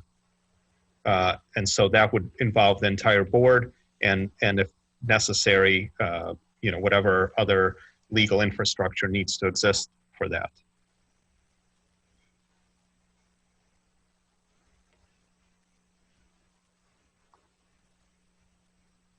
So I'm with you. I mean, we're looking at each other and we're going to be in agreement with that amount from historical to what is it that we want to do. So I just want to verbalize that because I don't think we disagree very far from where we want to be and how transparent we want to be. So. And my understanding of both the city ordinance and the contract with the Fraternal Order of Police, which I have reviewed to the degree that I'm able, is that we have the ability to do this. The only thing in the contract with FOP that I think we need to be aware of is that it stipulates that that before the CPRB engages in any review process, that the department has concluded its investigation. So I think that would be fine. And as soon as it's concluded, then we can start to review the materials and make recommendations for for a review of the whole if necessary.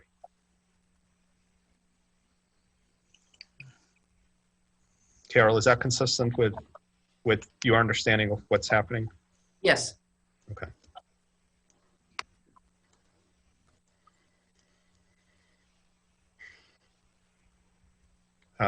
So I'm reading the board as saying, yes, we want to do this. There are no concerns. There's no opposition. I did hear Scott say, but I think it was before my introduction that he'd like to see all of us engage in that process. I think the reason to keep it small possibly is, again, so that we can do it so that we can do it consistent with the Open Meetings Act. And once we add a 7th member, that means we can have a subcommittee of 3. And then when that subcommittee flags something that requires the attention of the entire CPRB, then we meet as a body to review it. I just want to, I want to make sure that you understand that I believe, and I'm noticing in your training, we don't have Open Meetings Act training that we need to add, that I don't think that we do. You do? Well, not in the one that I have to share with you. But I don't think that the number of people that can meet without being in an open meeting changes when you get your 7th person. It does, because it has to do with the amount of it's 3/4 of quorum. So quorum becomes 4 with a group of 7, and 3/4 of 4 becomes 3. Okay, but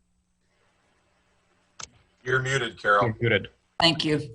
My computer told me that too. I just want to double check because I don't want there to be any missteps, but you are probably right. But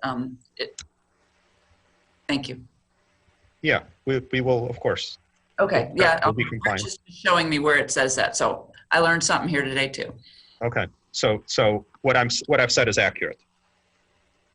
To summarize the original point, then, what we're saying is that we agree that there should be a group of us reviewing all complaints as they come.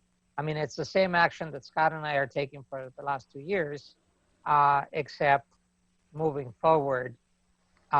Because the portal has given us access. I don't remember when we switched the portal, but I think it was during Alex's time. And what we had to do by going to the office is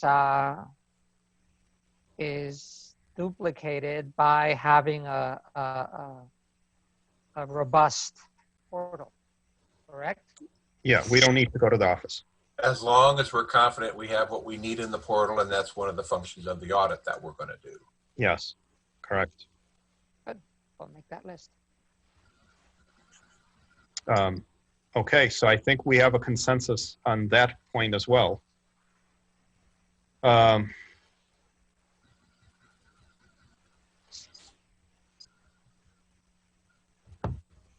Okay, we have, Can I make a motion that well, hold on, we can't have any motions. I was going to say that we're getting tired. And I think F is beyond not only the scope of this meeting, but involves some of the community elements that we've been discussing a lot here, to the extent that I would like to just later it.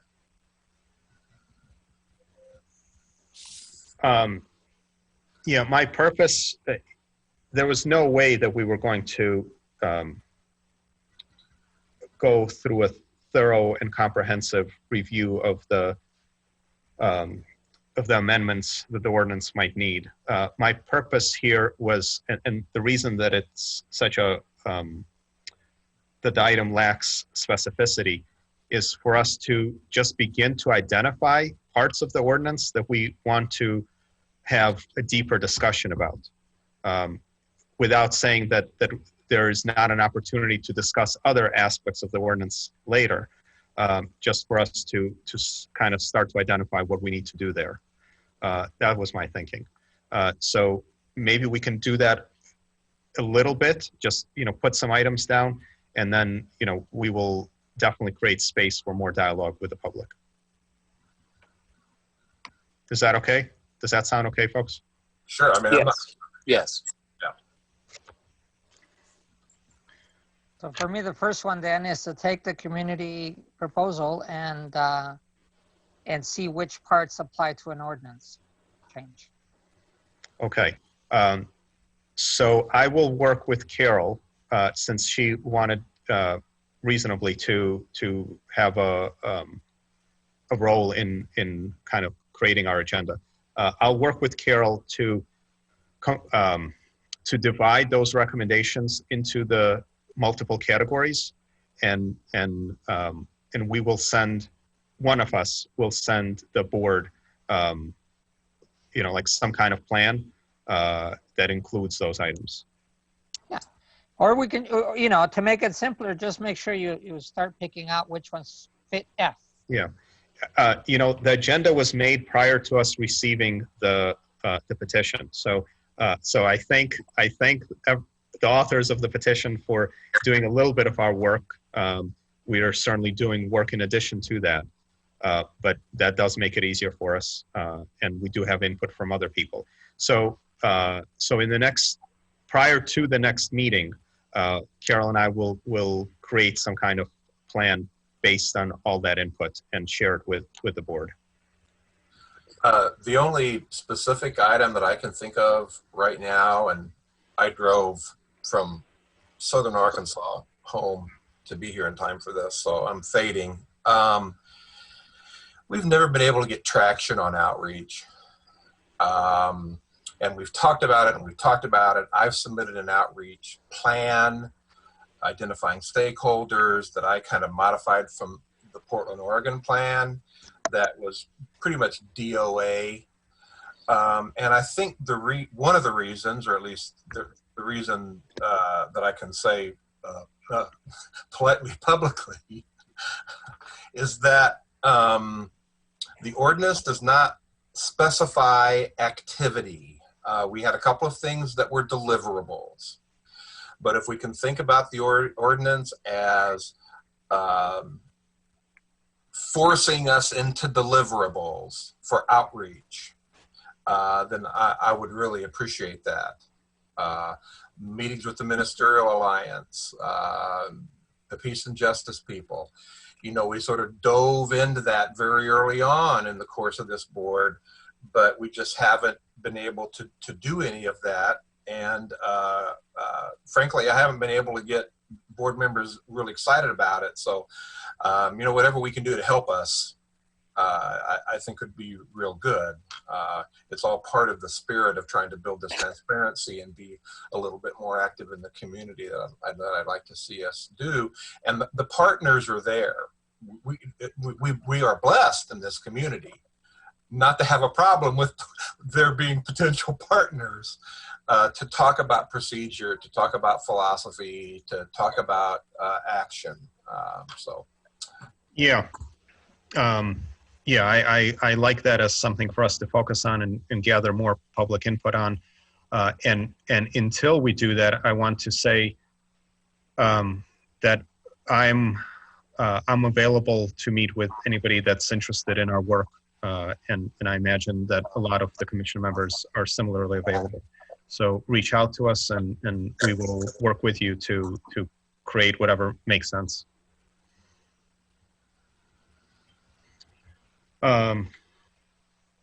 Okay, I think we have a plan for F. Are there any announcements? Carol. I have an announcement that there is a vacancy on the CPRB and the mayor would like to receive applications. So just want to put that out there for folks and they can get in touch with the mayor's office. And if they're interested and they want to, if they want to just submit their level of interest, that would be fine. Or I'm sure the chair would be happy to talk to people if they want to understand more about what's involved in participating, or I would be happy to, or Vasilia would, I'm sure. So, you know, get in touch with any of us. And then I would also just to say, by way of making sure people are aware of it, but also to respond to Mr. Dossett's last point, which is we are also recruiting for a community engagement coordinator right now. And so anybody who is interested in that, that is a full-time position with the city. But that individual will be a good resource for you all to kind of join together with and engage with, engage in with the community together. And you know, work collaboratively to create opportunities for reaching out. So, two opportunities. If you want to volunteer to be on the CPRB, we'd love to hear from you. And if you have an interest in being the community engagement coordinator, we'd love to have you apply. Thank you. Other announcements? I had a quick note.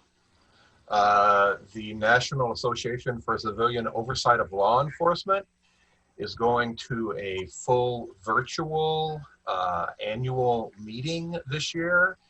And there will be 32 sessions, or you can sign up for them individually.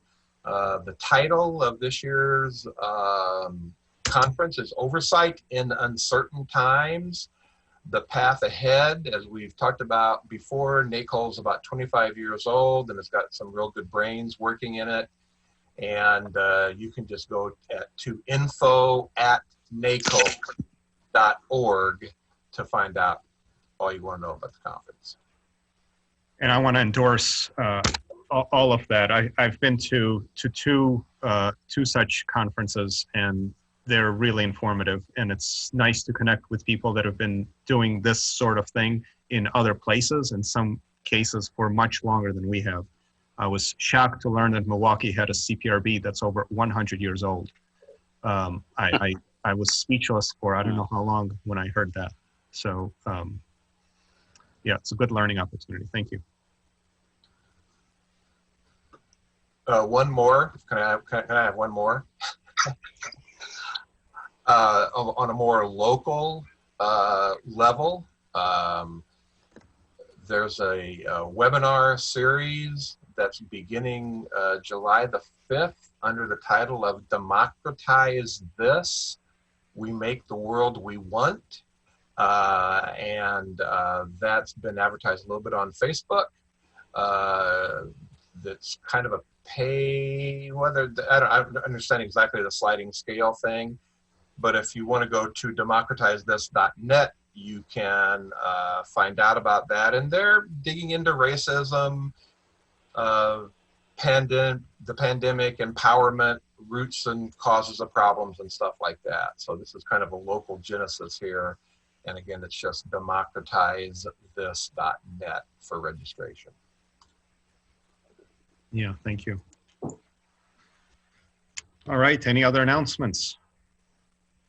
All right, well, we're not taking motions, but I think we are allowed to take a motion to adjourn. I so move. Second. I guess we need a roll call, do we? I I can call in. Ricardo Diaz, Big yay for me. Scott Dossett, Yes. Mikhail Levinsky, Yes. Megan McGinty, Yes. Patrice Pelmore, Do I still abstain because I haven't had orientation, or I'm gonna abstain? okay, thank you. Daryl Price. Yes. Okay, thank you, everybody.